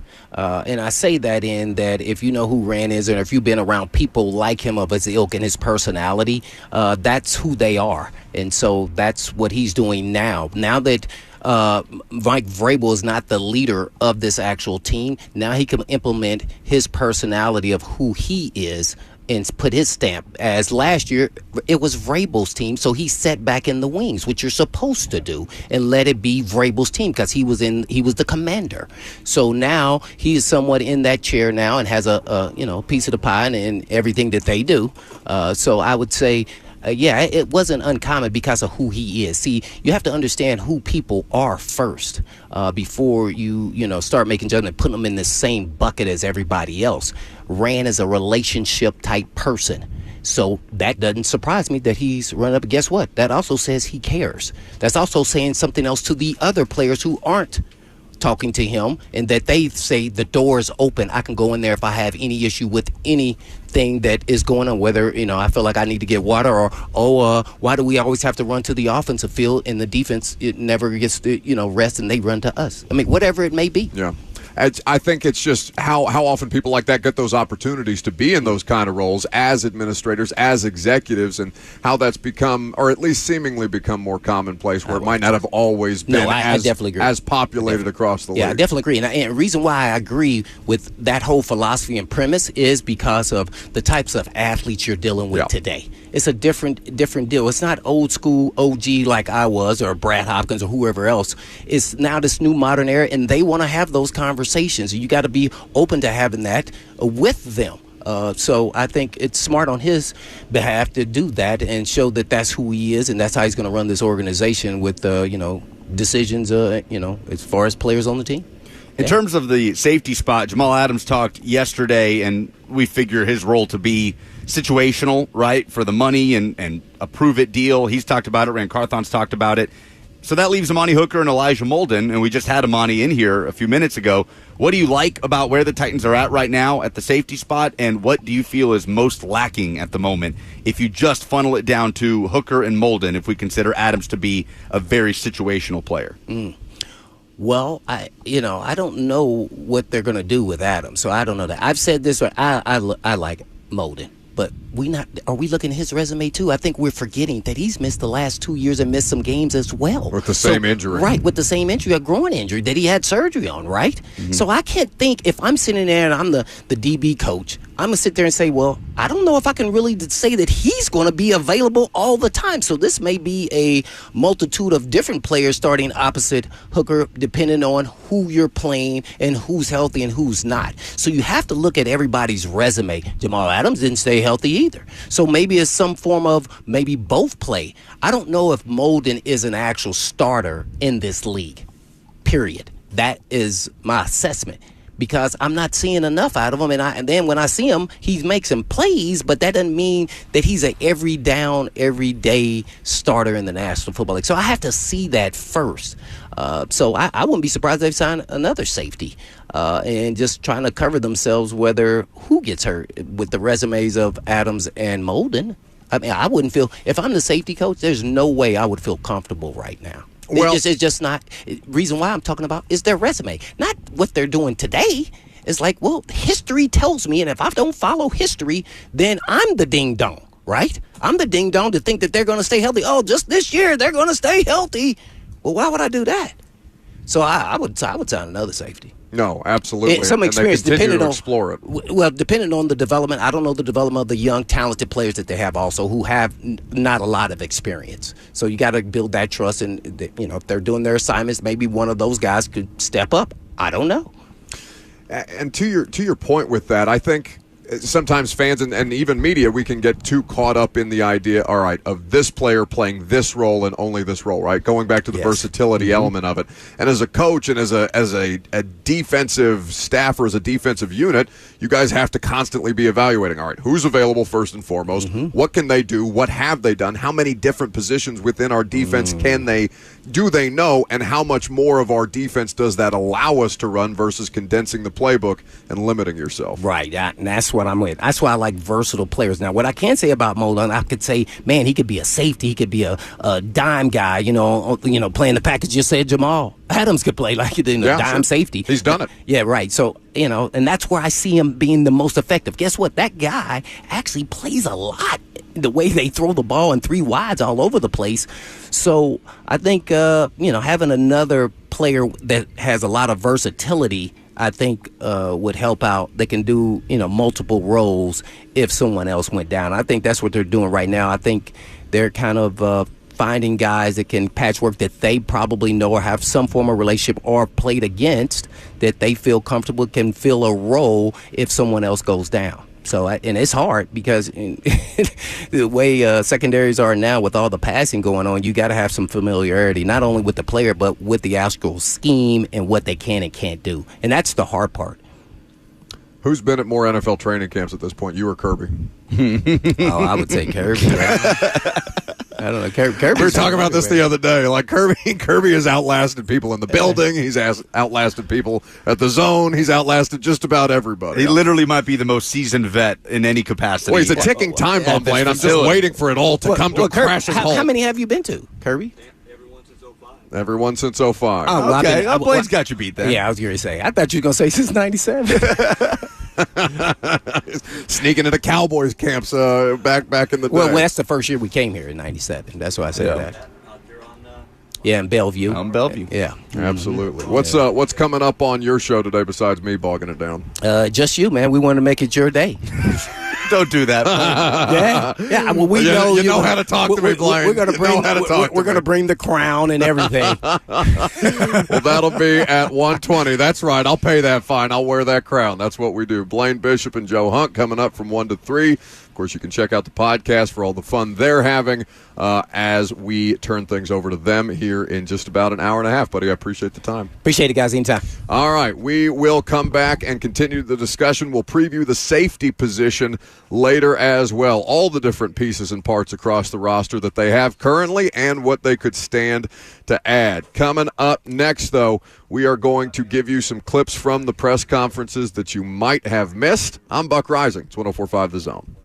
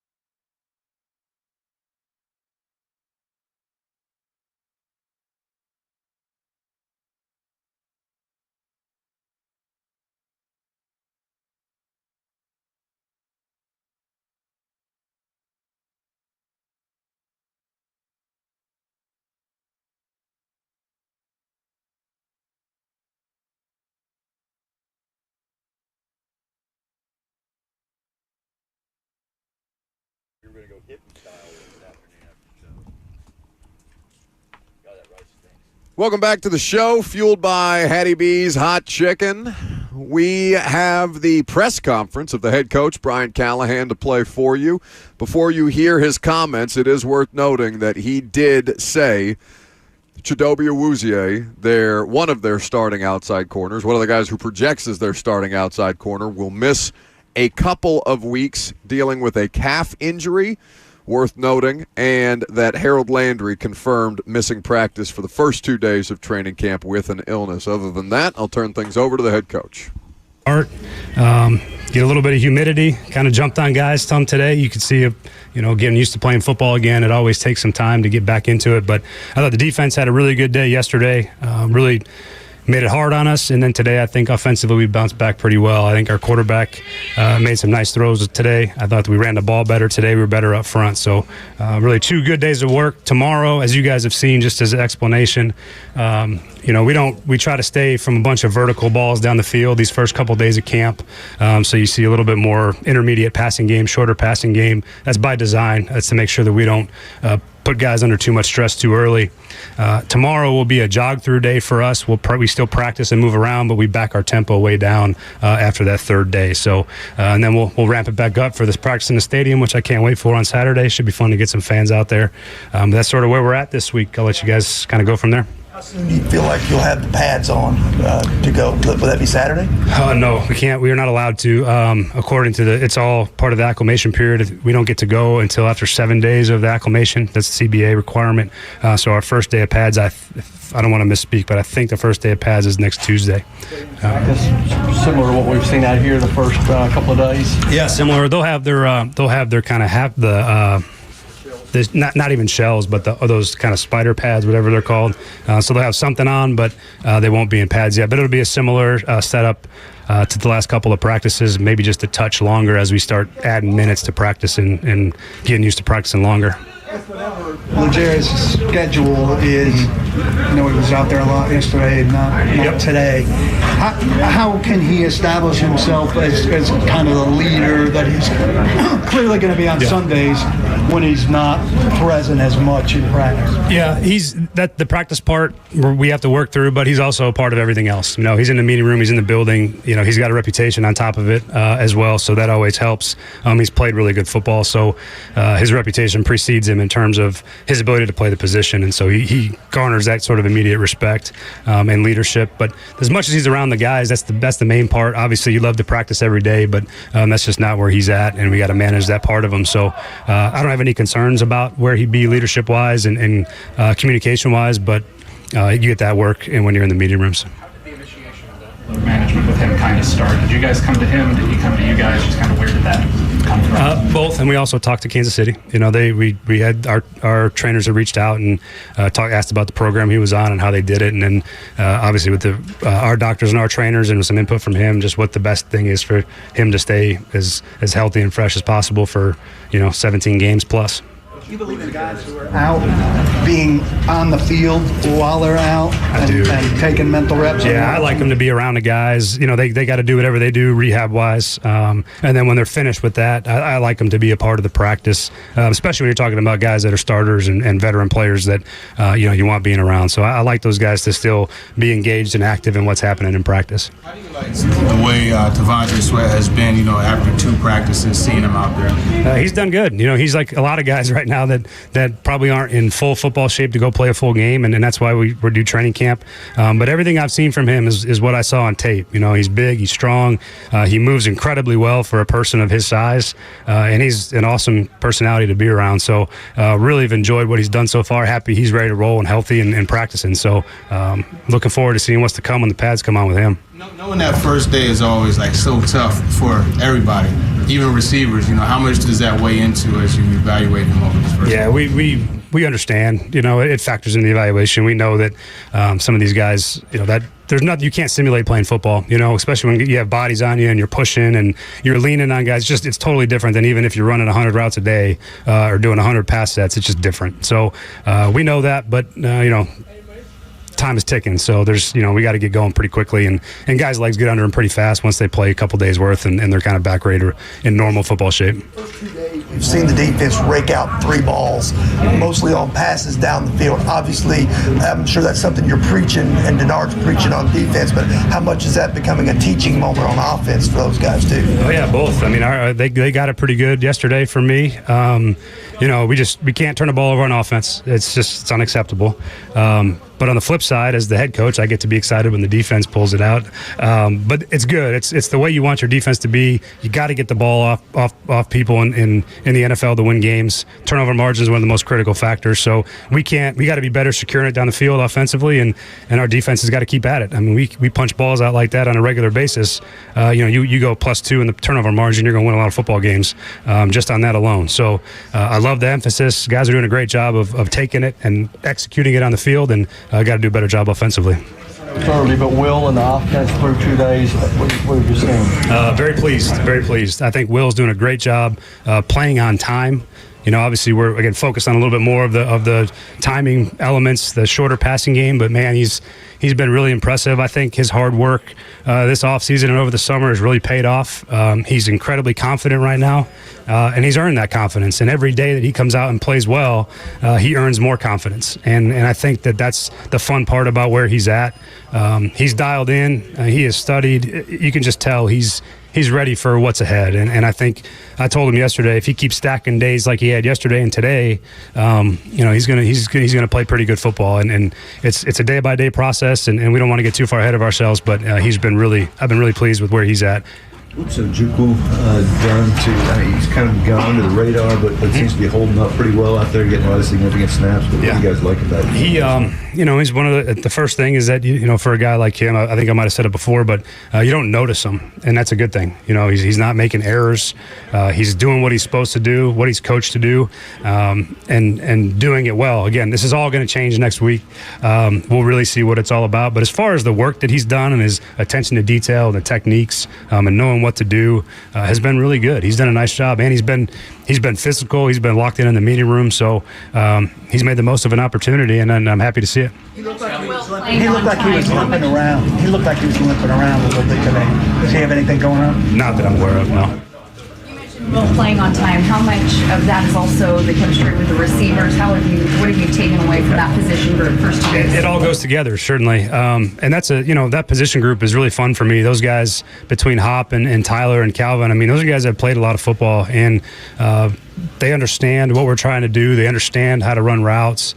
It's helpful. They're where they're supposed to be. And sometimes it's that simple as just be where you're supposed to be when you're supposed to be there. And that's how timing happens. And it's on Will to do his part, but they're in the spaces where they're supposed to be and the windows they're supposed to be. And they just got a great understanding and a great feel for how to play the position. And it's, I am excited about the young guys that are playing well too. I think Trey's done a nice job. I think some of the young players, Sam Snee and those guys have really taken a lot of coaching and done some good things. So it's going to be a fun group to watch, I think, over the course of the preseason from top to bottom. What have you seen from Josh Wiley just early on, growth period from OTAs to now? It seems like the confidence is there.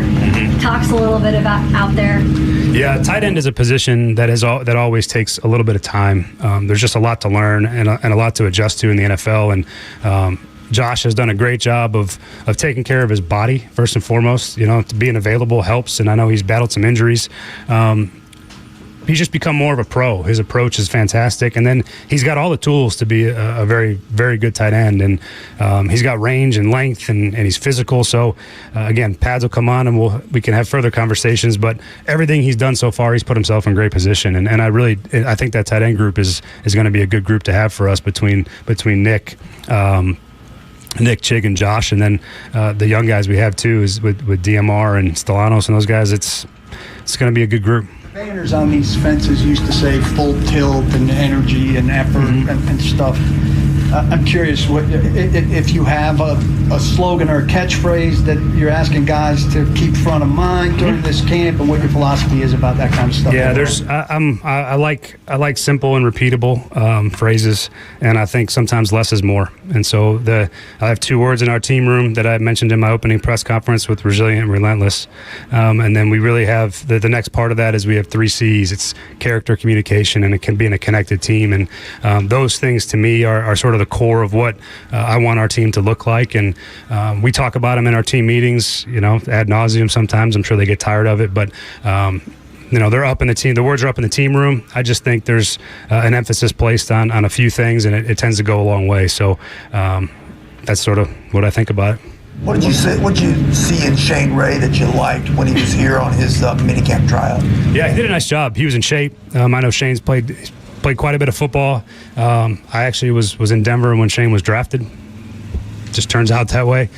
So I've known Shane for a long time, and he came in, he performed well, and I think it's always impressive when veterans like him that have played enough football come into a mini camp tryout and practice their ass off, and play hard and do all those things because they love playing football. And so excited to get Shane here. We needed some guys to rotate in there and at the outside linebacker spot and compete. So guy played a little bit of football in the league, and I think he can help us. That is Titans head coach Brian Callahan. Forgot about the Shane Ray connection going back to Denver. So good of him to remind us of that. Some good comments to take away from there. We will talk about him in the final hour. We will also give you a preview of that safety position. Since we've talked to two of them, why don't we talk about the rest of them? I'm Buck Rising. It's 104.5 The Zone.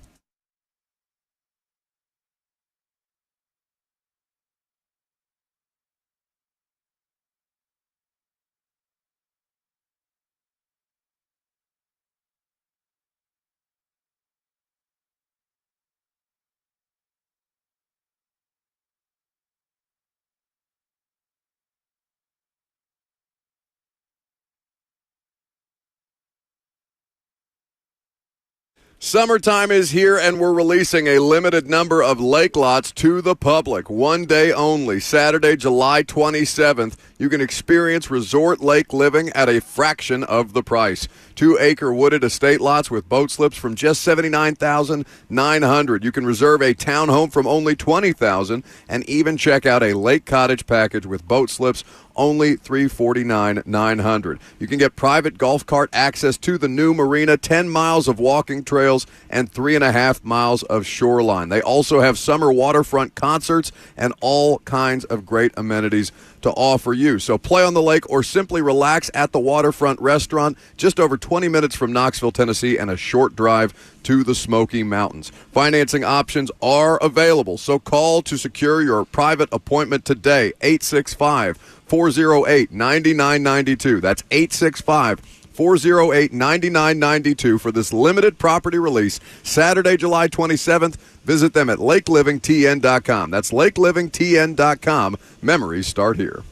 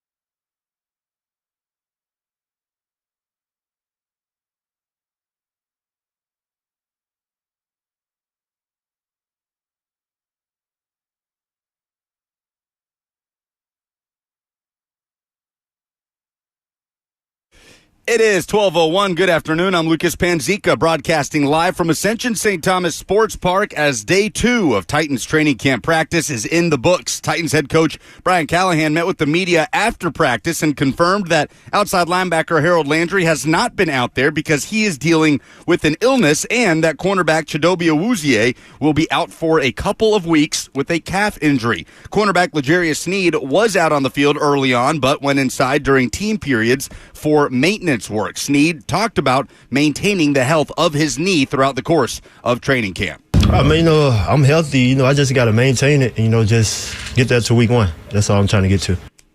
No media out here at the facility tomorrow. Media will be back at Titans open practice at Nissan Stadium on Saturday. In other NFL news, Pro Bowl left tackle Trent Williams is not practicing in San Francisco for contractual reasons, according to head coach Kyle Shanahan, and wide receiver Brandon Ayuk has reported to 49ers training camp, but he is not practicing as he seeks a new deal. For all your foundation repairs and waterproofing needs, visit USSTN.com. Breaking news at once on your home for the Titans and Vols. This is 104.5 The Zone.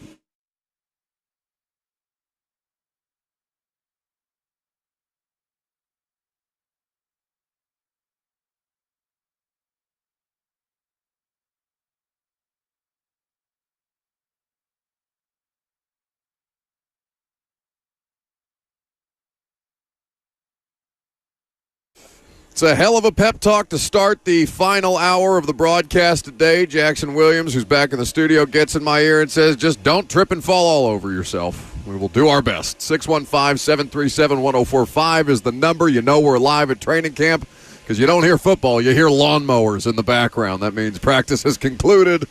The atmosphere continues on. And we will make sure that we keep you guys involved throughout the course of the rest of the show. Don't forget the crown jewel of the training camp broadcast, 5 things that Kirby Allen Kirby learned at training camp today. I didn't see a notebook. I don't know if he has observations. He has an hour to figure it the hell out. We'll see what he comes up with. It's all in that noggin of his. Yeah, I bet. It may be made up of the same material as those dummies he was posing with earlier before practice. That is one of the... We'll save it. Save it. We will have a segment with Kirby. I will question him about what he is doing before practice starts then. What we will do in the interim is preview the safety positions. We've had 2 of them on the radio show today, Amani Hooker and Blaine Bishop. So you might have thought that was indeed going to be our safety preview, but there are other players on this roster at safety not named Amani Hooker. Jamal Adams is now on this team. Elijah Molden has been Amani Hooker's primary running mate prior to the Jamal Adams signing. We'll see how if that starts to cut into Molden's snaps at all and what the role looks like for Amani Hooker if that change is indeed made, because those are 2 different kinds of players, even though they have both done the box, safety, nickel, corner type of job before. In fact, Molden was pretty good at his rookie year until the groin injury started to be an issue for him in his second season. Mike Brown, Matthew Jackson, Shai Carter, Keaton Ellis, all on this 90-man roster as of this morning, with the latest development among them being that Adams signing. They got word, in talking to people, they got word that that they were probably going to sign him the Tuesday before he ended up signing, I believe, on a Wednesday. Came in here for a visit. They cleared him on his physical. They are optimistic about his health. In fact, I asked Rand Carthon about how much the health factor was taken into consideration with Jamal Adams, and his answer was, paraphrasing, but basically to say health is always a concern with any player, especially who's missed as much time as Jamal Adams has. But I thought it was interesting, Lucas, to point out, or that Rand pointed out, that not only is it a prove-it deal for Jamal Adams, it's a prove-it deal for the Titans as well, and how they figure out this role that he might be able to fill within Denard Wilson's defense. And like Blaine was saying, he needs to prove he can stay healthy for a whole season. Elijah Molden needs to prove he can stay healthy for a whole season. This figures to be, I don't know, can we call it a breakout year for Amani Hooker, or has that already happened? I mean, he got his contract. He's a leader on this team and the most established member of the secondary in terms of returning starters. So is that fair to say Amani Hooker needs to have a breakout year, or has that already happened for him? Well, because he needs to have a big year. Because he hasn't. It's almost kind of a similar conversation to Jeff or after they both got contracts, they've missed a fair amount of time. And again, there are explanations for that. But Amani Hooker dealing with, I believe the primary issue was concussions the year that he signed his extension with Tennessee, and that is something that he absolutely has to. It's the same thing for Molden. There's a lot of guys in that room, Jamal Adams, Elijah Molden. Blaine just brought it up, right?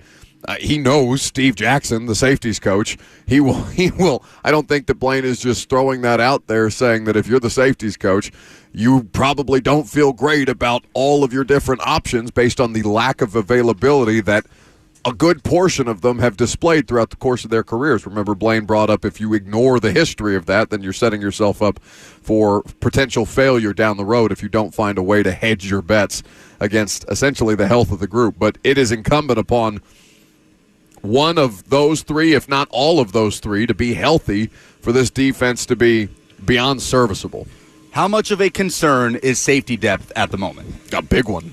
A big one.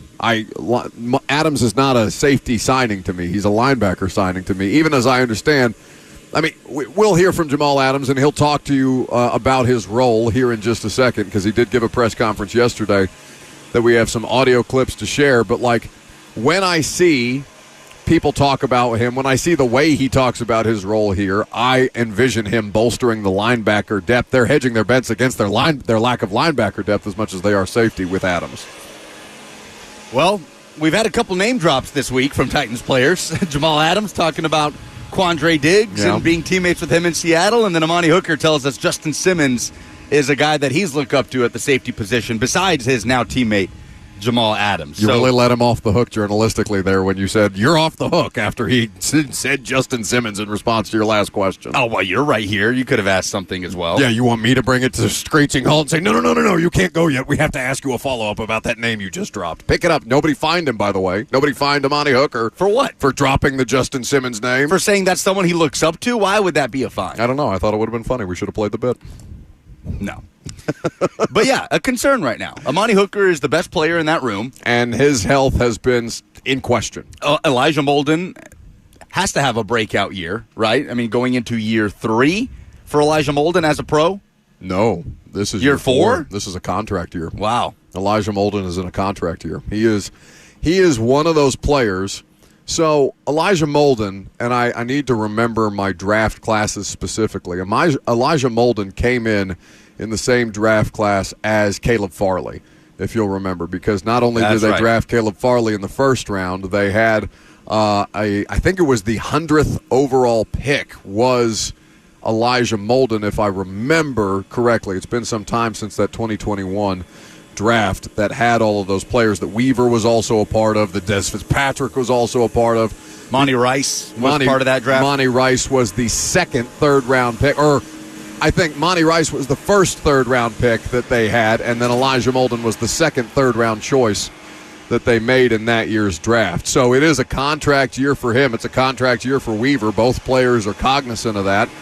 And, we talked about Will Levis and the way that he adapts to pressure or handles pressure. How do they respond in that moment? Because they have been fortified around them, right? It's their group that the question is about. You feel pretty good, even though Awuzie is going to miss a couple of weeks with a calf injury. You feel good about the corner depth, right? Because McCreary can play on the outside. It's not his best spot, but he can play on the outside. Jarvis Brownlee Jr. is somebody that we've seen start to, just notice more, only because you're paying more attention to things at training camp practice and different kind of players who are playing, because availability, or rather opportunity, is something that they're taking advantage of with Snead and now Awuzie not practicing. It is Snead participating to an extent, right? But he's not going through 7-on-7. He's not participating in 11-on-11. They're managing his situation as best they can. But for Amani Hooker and that safety group, that's why I'm convinced that they're not done. It's why you continue to hear reports of them sniffing around players and doing due diligence. They're just, I don't think that they have to prioritize it so much, because corner is the thing that they had to fortify more than their safety depth this year, and they did accomplish that. But it is not something that is inconsequential. The safeties obviously have a role to play. You have to be able to trust your back end when explosive plays inevitably happen, because corners get beat all the time no matter how good they are. Yeah. So that'll be interesting to keep an eye on. Are there any other free agent safety names that we should be thinking about apart from Quandre Diggs and Justin Simmons? They keep the ones that I was most interested in. The one that I was most interested in, honestly, is Eddie Jackson, and Roberts Ravens were quick to pick him up as a third safety option, basically, which made a lot of sense for Baltimore as a one-year deal, a cost-effective deal. Beyond that, I like Quandre Diggs and Justin Simmons, and that's really as guys who could actually affect the competition. I really think the list stops with those two. If you're talking about players who we've seen a sample size of beyond special teamer with potential, Luke Giffords of the world, right? The off-ball linebacker that was kind of sold to the fan base as, defensive coaches rave about this guy's upside, and then he gets hurt on special teams all the time. He doesn't do anything. Luke Gifford's been out here, right? I mean, so far? Yeah. Yeah. The only absences have been Landry and Awuzie. And Daniel Brunskill. Brunskill was out there today. Daniel Brunskill was out there today. He was not out there yesterday. It seems like Brunskill's getting reps at backup center. Yes. And we'll see if Corey Levin sort of works into that role. But for the moment, it does feel like that right guard position is between Charles and Radens. I cannot get enough of watching Bill Callahan. I wasn't out here at OTAs with you guys, so I did not get that chance. Are you so bored with our safety preview that you had to pivot to offensive line drills? What happened? I'm telling you, it is the most. And when the pads come on and team drills kind of heat up, we'll pay more attention to the defensive backs. But just watching, in terms of watching assistant coaches operate, it doesn't get more entertaining than Bill Callahan. The way that he has something different and specific, a teaching point for every single rep. And he's saying words that I don't know what they mean. I don't know the context of it, but everything is a teaching moment with him. And he's so measured. I was talking to B-Hop about this, Brad Hopkins, who has had plenty of great offensive line coaches over the years. And he told me some of them were the cussers and the ream you out, iron fist type of coaches. Iron fist. But Bill Callahan, Brad, who only worked with him in the Pro Bowl, 20 years ago, said that's pretty much the same Bill Callahan. So he's probably evolved some parts of his coaching style, but it does feel like his coaching style has aged so well to deal with the modern player, and obviously it's impacted Brian Callahan in the way he communicates with the back and forth, because Bill Callahan's not out there just dressing down players for a bad rep. He'll get heated every now and then, but everything is a teaching moment, and it is so much fun to watch, even when they don't have pads on. I'm glad you brought that up, actually, because just to keep it here for a second, I was watching a YouTube channel. It's called the QB School, and I can't remember the name of the individual that hosts it, but he does a really good job of walking people through concepts, right? Trying to learn concepts, and he was breaking down a concept that the Tom Brady, Bill O'Brien Patriots invented in the passing game, and how it's used, how it's deployed, how they execute it efficiently. And JT O'Sullivan, thank you, Bert, who is the PhD running the QB School. It's an excellent, informative hardcore football type of stuff YouTube channel, but he's showing clips of Bill O'Brien teaching this concept. And he says, before we show this clip of Bill O'Brien teaching the concept, I want you to understand something. There are coaches who can coach it the way that they know how to run it, but very few coaches can coach beyond how they see it through their individual prism, right?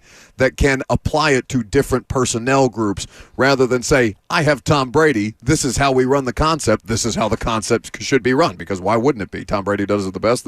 This is one of our most efficient plays. This is how you should run this play, ignoring that not a lot of teams have Tom Brady, right?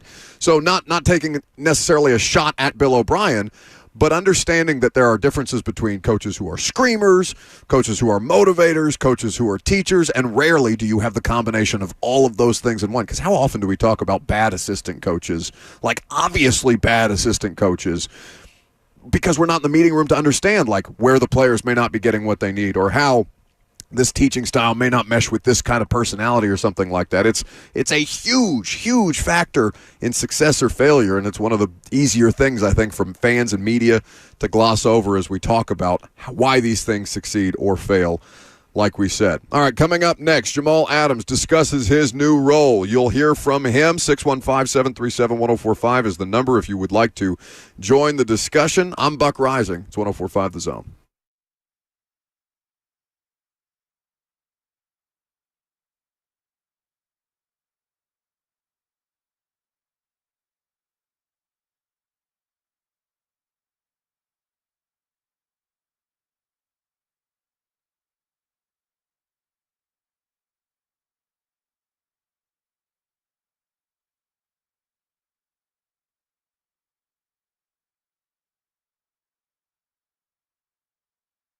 Hey guys, Lucas Panzica here, hoping that you'll come out and join Hattie B's 10th year anniversary birthday party this Saturday at the Hattie B's Charlotte Ave locations. Hattie B's is a family-run restaurant. In fact, Nick Sr. and Nick Jr.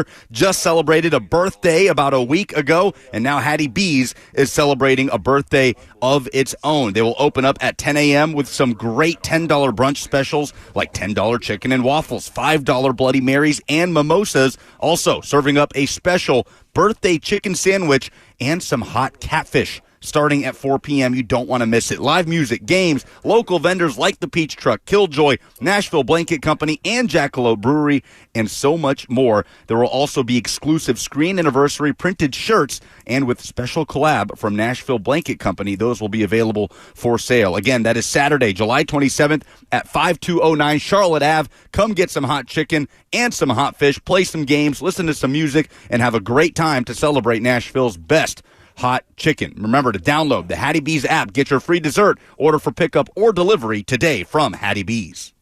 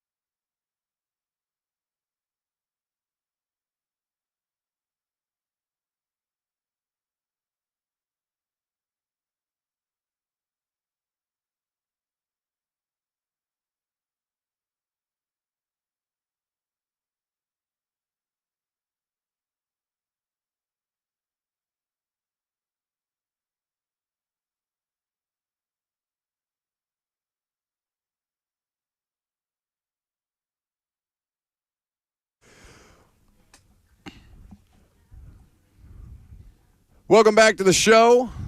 Live at Ascension St. Thomas Sports Park. Titans Training Camp Day 2 concluded. Our next broadcast out here will be Tuesday and Wednesday with the team, and we will have fans back in attendance.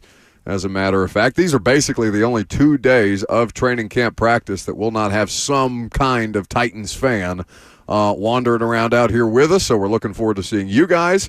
And like I said, looking forward to seeing those of you who make it to Saturday's open practice at Nissan Stadium. They said they had about 16,000 tickets claimed. I don't know where those 16,000 people, plus media, plus players, plus PR, plus football administration, plus everybody else that wants to go to this thing are going to park, but we're going to figure that out together because Bert's dirt is in the way of the parking.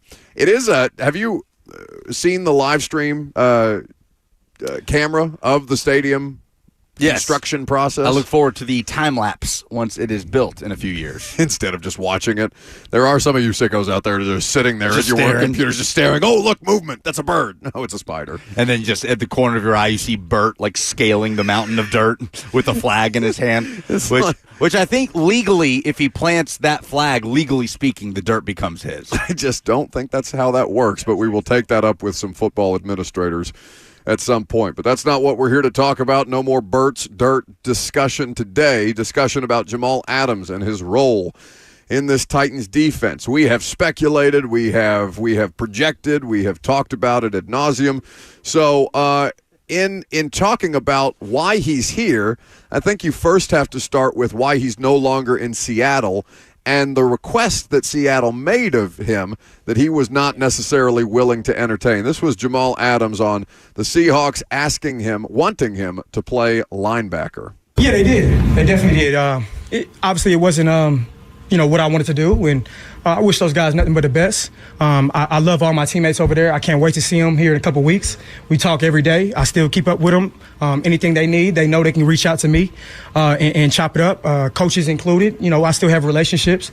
Man, that building, it was a special building. You know what I mean? And I enjoyed my time. I did. It was cool. I enjoyed my time, nothing but respect, all of those things, but I'm not playing linebacker. And we joked yesterday about the idea of just give him the safety designation next to his name and then put him in a linebacker role, and who's the wiser in that moment. But understanding, that, one, there are differences in pay designation. You remember Jimmy Graham fighting against the franchise tag as a tight end because all Sean Payton did is split him out wide and play him as a wide receiver? Yep. And the cases that have been made, the fact that there's no distinguishing factors between, which honestly I would make the argument for Adams to play linebacker, because there's no distinguishing tag between outside linebacker and off-ball linebacker, and there is a significantly different price tag on the open market between those two positions. So you'd never know all the different reasons that a player is unwilling to do something, right? We are very quick to jump on the player and be like, oh, you're not a team-first guy, when you have no idea what's going on there with the organization, what they're asking you. It's like any employer-employee situation. Sometimes employers ask you for more than you're contractually obligated to give, and if you feel like that's beyond the scope of your responsibilities or beyond what you're being compensated for, then there is reason there to push back without saying, oh, you're a bad employee, you don't care about the company, this, that, and the other. Then what is he going to play? Right? Like, then what does that look like? Nickelbacker. What did you call it? What did you dub the position? Didn't you call it something else? Box backer or something like that. Oh, what did I call it? I don't know. It was really good. It was not that good. It was really like Rams, good. Bargans. It just kind of hovered out there like a bad smell, and then eventually we let it fade away into the background. But I understand Jamal Adams' position. As long as he is willing to play the role, whatever the role might be positionally designated as, nobody should care whether he's a linebacker or a safety. He's a football player, right? Taysom Hill is a football player. You find roles for the football players. Cordell Patterson is maybe not the best wide receiver in the world, but he's a hell of a football player. Find ways to use the good football players. And Jamal Adams has been, in his career, a good football player, though we are several years removed from having, concrete evidence of that. So, from that to the discussion on going from the top of his position, not just in terms of pay grade, but he was at the top of the game as a safety. He is somebody who, at the top of the game as a football player, in a big market, heralded as such, all-pro caliber player, and now he has been humbled, very quickly accepting a veteran minimum contract that is a prove-it deal for both sides. And I thought it was probably the most compelling thing I heard Jamal Adams say yesterday, him talk about going from the top of his profession to now having to prove himself from the bottom up. I've realized that you can love the game, but the game doesn't love you back. And I've realized that, no matter what, you got to keep your head down and keep a close circle because, everybody's going to change on you. I was at the top of the chart, the highest of the highest, the best of the best, and I was at the bottom. And now I'm working myself right back to the top. That's what it's about for me. And obviously just being down for, a year, not being able to walk. I was in a straight brace for, 10 to 15 weeks, not being able to, shower by myself, get out the bed by myself. I was in a wheelchair, humbling beginnings, you know what I mean? And it wasn't even about football. It was more so just about life. A lot of things kind of happened over time. I just buried my grandmother. So, I've just been focused on my family and what makes me happy. Outside noise is just outside noise. Everybody can have their opinion about me, and that's fine. But at the end of the day, I'm just going to continue to be myself, be a great guy, which I am, and be a great teammate. He holds a press conference like Nick Saban. You hear him pounding the podium or the lectern as he's up there speaking and gesturing as he speaks about his particular situation. But it's good context, right? And who can't identify with the idea of just going through life experiences and growing up and the impact that it has on you and all the different things that you have to overcome that are, that aren't job related, like a grandparent passing away, but having to then manage those things while trying to be the best version of a football player when things may not be going the best as the best that they ever have in your profession, having to navigate all those things. So I thought it, like playing the cut from Jeff earlier about learning how to lead by first following. It's good to see guys have that self-awareness, or at least they're projecting self-awareness. He's 28. I know. It feels like he's this seasoned 33-year-old vet that's been around the block and trying to recapture some of that magic from the glory days. The guy's 28 years old. Just like the one that was sitting down with us earlier. Amani Hooker said it best. We both came into the league at 20 years old. Yep. 20 years old. And Amani's what, 26? Amani is 20. He's probably 27 by now. I think Amani Hooker is 27. And Amani Hooker's a guy that figures to be going into the prime of his career, right? He's 26 currently, Amani Hooker is, and he just turned 26 about a month ago. Yeah, and he even talks about Jamal Adams as an old head because he's watching YouTube highlights of him before he's getting ready to go to Iowa and then go to the league. But we were talking about players saying and doing all the right things, right? Like a J.C. Latham, and there's going to be hitches along the way at some point. It's not just going to be a smooth sailing the whole way. That's not how this works. But Jamal Adams does talk like a guy who knows the reputation that precedes him, right? Because I think back to his interview with Official Titans podcast with Amy and Mike, and they asked him what he's trying to bring to this team, and one of the first things he says was just trying to be a good teammate, not trying to cause a ruckus. Like, that sounded to me like a guy who knows kind of what his reputation is, right? If there are any locker room questions about Jamal Adams, and could he be upset that could the money thing wear on him? Could he be upset that his role isn't bigger than what it is? It sounds like he's prepared for that as he goes into his time as a Titan.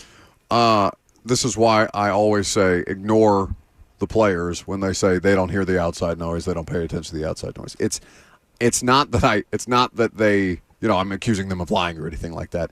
I'm just saying it is impossible. Yeah. It is impossible because you are, especially, Jamal Adams played in New York, for God's sakes. Like, this is a walk in the park and he was great there at New York, and I'm still certain that he got different levels of scrutiny than he might otherwise have been prepared for that have prepared him for this particular moment. So you're right. I like hearing these things. I like that they're aware because anybody, it's rare. Self-awareness in any human being is a rare enough quality. But for the football players who are coming in here, understanding the varying opportunities that they have, from Calvin Ridley, who got the contract but is still kind of like, I earned that contract. I see you talking out here about overpay. I earned that contract. I promise I'm worth it. I'm going to show you how worth it I am. To the other end of the spectrum, which is Jamal Adams saying, hey, I'm here to prove that I still belong. I still belong no matter the price point, and that I'm willing to do the things that it takes to achieve at the next level. Because of course, he can cash back in if he gets even to a borderline or a baseline function. He can cash back in that way. So it's not always about the money, but you do have to work around the money, for lack of a better term, in how you manage these guys. Like, if Jamal Adams has a role and is able to stay healthy, and he's put into good situational spots to where he ends up with 4 or 5 sacks on the season. What does a 1-year deal look like for Jamal Adams next year at age 29? What did Kevin Byard get? KB's 31, so he's definitely older, and his skill set is different. I would probably say it's probably in the ballpark of $7 million, $6 million a year. And KB signed a 2-year, $15 million contract with Chicago. So I would, understanding that they are different players and that they would be paid as such, I still think that there's the opportunity to, at least get close to double-digit figures in guaranteed money on that as far as Jamal Adams goes. So he's cognizant of the opportunity here. So one more on potential additions that they can make. Jamal Adams, famously a Seattle Seahawk, most recently Quandre Diggs, famously a Seattle Seahawk, most recently. The difference between those two, one of those is on the Tennessee Titans roster, the other is not. So what did Jamal Adams have to say about Quandre Diggs? Yeah, we talk every day, man, every day. Obviously, I'm the type, and he knows me. We've known each other for so long, since we were kids, and I'm not gonna, push him to come here. Obviously, I would love for him to be here, but he has to figure out his process, on his own, and he will eventually. I know there's so many teams looking at him, and hopefully we get him.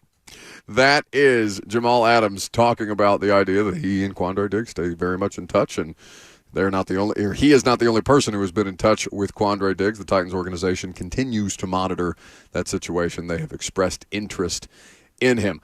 They wanted C.J. Gardner-Johnson, who ended up back in Philadelphia, his second stint with the Eagles. Since then, they've been kind of chasing the safety market and trying to, piecemeal the rest of it together. I would want to know what the money around the C.J. Gardner-Johnson offer was and how that compares to what a Simmons or Diggs is asking for. Because if Simmons is asking for but let's say it's a Kevin Byard type contract, 2 years, 15, you said? Yep. I don't know the guarantees off the top of my head. That is top of market money for a 30-plus-year-old safety, for sure. I don't think there's anything that keeps Quandre Diggs from not asking for similar type of money. I think that one is waiting for the other domino to fall before they decide to agree to a deal.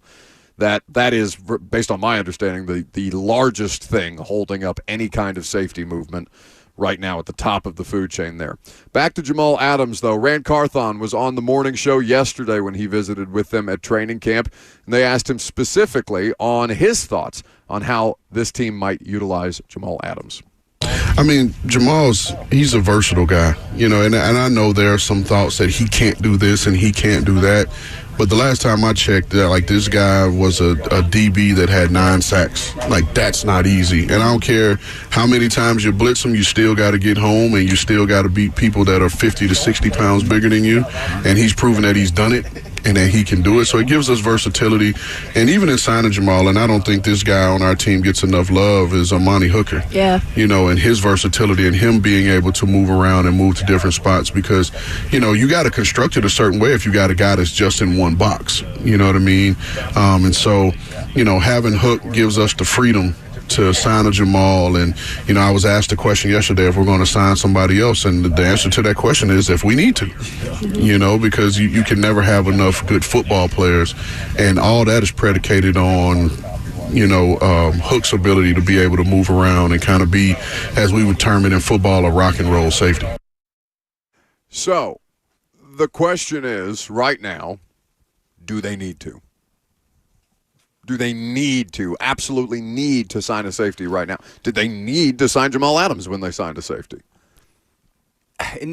Do they need to now? No, because everyone's healthy. Mm-hmm. But will they if or when somebody goes down? Yes. I mean, but I'm saying I don't want to remove health from the discussion because that is a discussion point anytime you talk about football.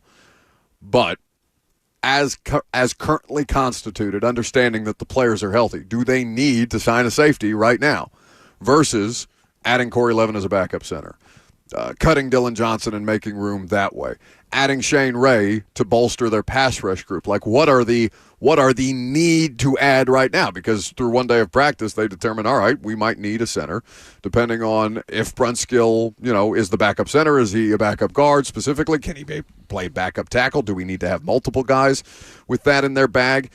They bring in Corey Levin. We've talked ad nauseum about the edge group. It's the second most discussed position group right now, where we get into these.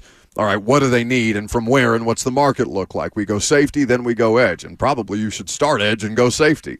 So, if you're asking me if they've got their priorities straight, I would say yes, because offensive linemen and edge are more critical needs than safety depth right now. But the question is, do they have just safety depth, or is there a starting safety beyond Amani Hooker among them? And how much and if they have to piecemeal that together, what does that role look like for not just Adams but Molden as well? Because we talked about this with Blaine. You can have a million different kinds of players, and each of them have played maybe one position exclusively, or maybe a guy has a couple of different positions in his past.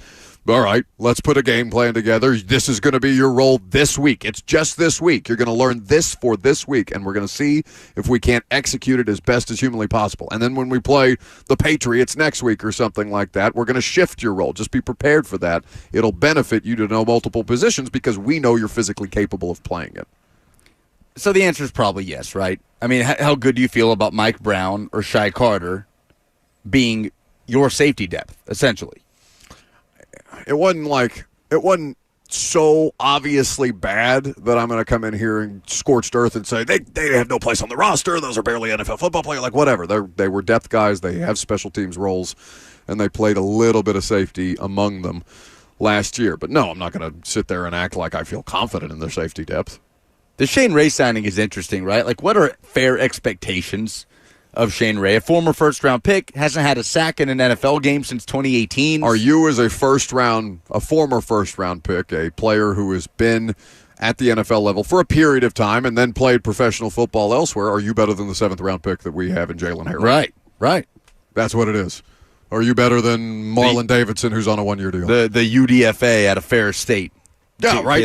Are you better than those guys? Because if you are, we'll bring you in and we'll try to make a better edge group than the one that we had. That's all that means. That means they feel like they have a soft spot on their roster that can be pushed and potentially improved by a player that has pedigree, that has experience, and that the head coach knows a little bit. I don't know how well Brian Callahan, a former quarterbacks coach with the Broncos, knows the former first-round pick at outside linebacker, but I know he's on the coaching staff. I know they're all part of those scouting meetings, and they will all have vetted them to some extent, or game planned against them to some extent, or practiced against them to some extent in ways that will matter. Shane Ray, a great player when you're sitting around with your friends listing random football players to name or guess where they went to college. Oh, is he a former Missouri Tiger? Yeah, Missouri. First-round pick out of. He was fantastic. Was he an SEC player of the year, defensive player of the year? I think he was teammates with Michael Sam. That's who I'm mixing up. Who was up. the SEC defensive player of the year. Okay, and Sam was obviously a later draft pick. Was that the same draft, I wonder? I don't remember exactly. Michael Sam was drafted in 2014 by the Rams, by Coach Mack and Jeff Fisher's Rams. That was the year before, I think, Shane Ray's draft class, if I remember correctly. I'm pretty sure Ray was a part of that Marcus Mariota 2015 draft. Last call for phone calls if you got them, 615-737-1045. We'll do that. We'll get Kirby's 5 things he learned at training camp today and wrap up the show. I'm Buck Rising. It's 104.5 The Zone.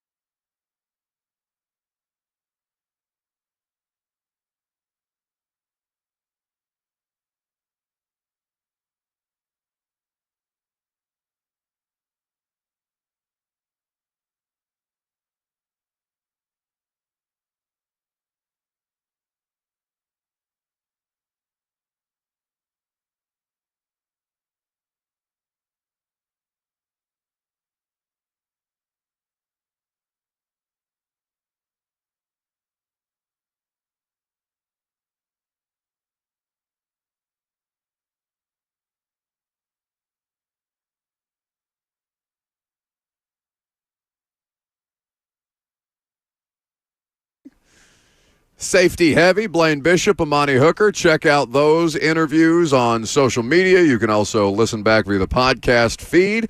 Make sure you're there. By the way, the way that you guys support the podcast, I haven't ever looked for myself at hard podcast numbers until yesterday, Lucas. The podcast listeners are killing it. So we appreciate you guys. The radio show, just the general support. There is no reason for you guys to listen to this stuff, this stupidity, as much as you are clearly consuming it. But we are very grateful for that. So keep it up, and make sure you leave us a rating or review if you're hanging out on the podcast, or a like on YouTube would be appreciated. We got to do a better job of selling No, this no, thing. no. I refuse. I cannot understand how anybody would suffer through 3 hours of us. Kirby, people walk up to us and be like, hey, love the show. We're like, why? Why? For what? Because that Kirby guy's on there. Yeah, that's probably why. I do get a lot of feedback about Kirby. So, with that being said, we turn it over to one of our most successful segments. When we are out here on the training camp fields, we must have training camp observations. Kirby Allen Kirby is tasked with 5 of them each day that we're out here. God knows he has brought plenty to the table. Well, guys, I'm not, sorry. I don't know where that voice came from. But I'm not going to throw any past administrations or coaching staffs under the bus, but I have noticed that this group, these practices move at a whole different pace. They are much more deliberate. There isn't a whole lot of standing around waiting. It is, we're going to get this, we're going to get this, we're going to get this, and you're going to get out of here. And I like that because things move quickly. Now, if we could just move us closer to them so we can see what was going on. But number 2, apparently this year at camp, there has been a rash of uncredentialed media folk dropping names with security out in the parking lot to try to get in, and one fella got busted today. No. Yeah. Hey. Do we know who? I'm supposed to, I'm with Kirby. And the guy goes, oh, you know Kirby? And he goes, yeah. He goes, so do I. Let's go find him. And he escorted Joe Hunk over here and dropped him off and goes, hey, you know this guy? And I'm like, no, I've never met him before in my life. In my life.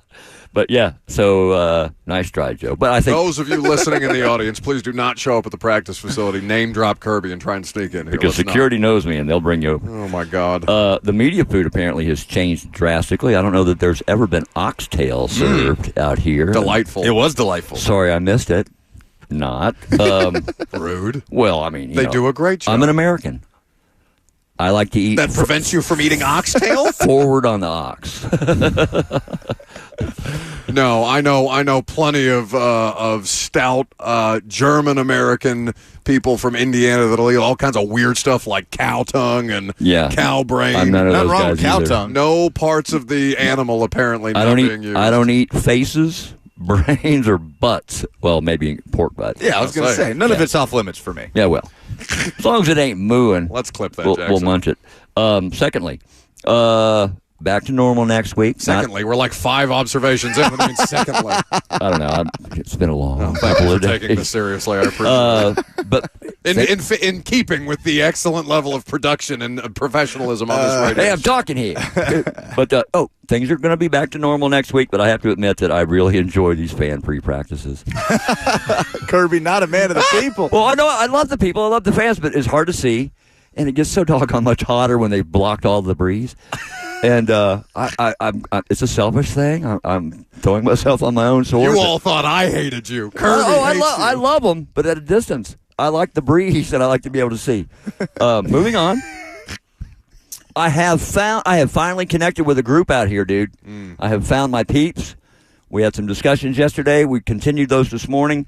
And they are a bunch of like-minded souls.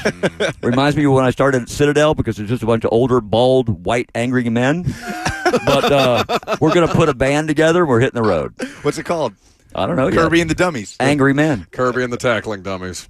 So if you go to @BuckRising on Twitter, you will see 3 or 4 pictures of Kirby Allen Kirby in the early hours. The mist is still on the practice field. The sun has not yet risen, and Kirby is putting his 104.5 The Zone hat on tackling dummies. He's worn a Titans navy blue polo to blend in with the tackling dummies, and I swear to God, it'll take you a minute to figure out which one's Kirby and which one's a dummy. It's like, where's Waldo? Like, it took me, I thought, because he showed me the picture, and I thought the whole bit was just that the hat was on one of the dummies. It's like, all right, so you put a hat on a dummy. It took me forever to see Kirby's face in the middle of this. It was one of the most natural reactions. And then he's making one of these scrunched up, screwed up, like tackling dummy looks football. just like them. It's incredible. Oh, my God. That's all I got.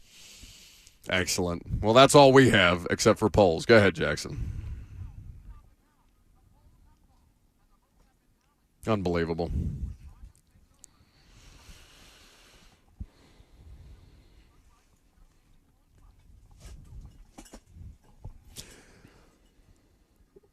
We have so many other show daily correspondents that I like better than you. Presented by Two Rivers Ford, the South's most trusted Ford dealer. Who is the face of the Tennessee Titans in 2024? No need to sit here reading replies. It's Jeff. Everybody says Jeff. Some people say Levis, but most people say Jeff. And a few of the drunks out there saying, Derrick Henry, you idiots. Which available free agent safety do you most want to see on the Titans? Jack says Quandre Diggs. Daryl says Justin Simmons. Nate also says Justin Simmons, no question. Yeah, I don't care which one of them it is. I'll take either one. Somebody. I would take somebody, anybody. Which Titans player other than Jeffrey Simmons will end up on the NFL Top 100? Jeff, I believe, is the only one so far. He's like 76? 73. 73. Jacoby says, well, everybody's saying L'Jarius Sneed for sure. Flames Up on Twitter is saying Lloyd Cushenberry will get in. Travis says DeAndre Hopkins will get in. Christian says Calvin Ridley will get in. You know, I think there could be a case for Hop, especially playing all 17, having 1,000 yards, not double-digit touchdowns, but he still had 7. Like, he was their leading receiver that way. He was almost the leading total yardage player other than Derrick Henry. Derrick, I think, had 12 or 13 touchdowns last year, but I think you could make the case for Hop. What do we think to be the range for L'Jarius Sneed on the NFL's Top 100? He should not. If he's below 20, then I think I will allow one day of Titans fans bitching about national media disrespect, because he is a legitimately great player, or at least was the last time that he was on a football field. Lloyd Cushenberry. You got to be a really famous center. You got to basically be Jason Kelce. You got to be Kelce. Because the players vote on this. Yep. The players know numbers. They don't necessarily know names all the time. So I'm sure a lot of people respect number 79 for the Broncos. They may just not identify him as Lloyd Cushenberry. Yeah, and he didn't make the top 10 on ESPN's top 10 centers. He was an honorable mention. It was the top 10 interior offensive lineman. He was like the second or third center on the list. Good point. Is there anybody we're not thinking of that could make the NFL Top 100 beyond Jeffrey Simmons, L'Jarius Sneed, DeAndre Hopkins, and maybe Calvin Ridley? If you make the case for Hopkins, then you can also make the case for Calvin Ridley. He had one more touchdown. He had, I think, a few more receiving yards. They were Their right numbers around were really close. Really, really close to one another. So if you make the case for Hop, Ridley deserves some discussion there. Okay. I wonder if there are any punters that ever make the NFL Top 100. The Ravens always have special teams guys. Morgan Cox. He should be in there. Sam Cook and Justin Tucker, I feel like, have all been on the top 100 at different points. Morgan Cox is one of the top 100 players in the NFL. I'll stand on it. Your orange-colored glasses are showing. Fair or foul? Aaron Rodgers paid $50,000 to skip minicamp. That was the fine levied by the New York Jets for his unexcused absence.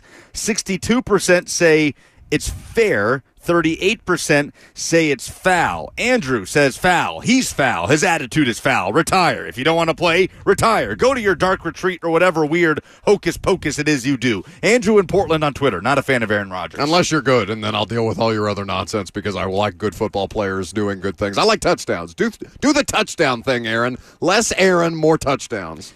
But is it fair or foul that Aaron Rodgers got fined $50,000 to go to Egypt? Oh, it's fair, because he went to Egypt, the land of my ancestry. I'm in support of it. I appreciate that he contributed to that very, very struggling economy. Not the best time in world news to be traveling to the Middle East or countries that share a border with Israel. So what would your mummy say about that?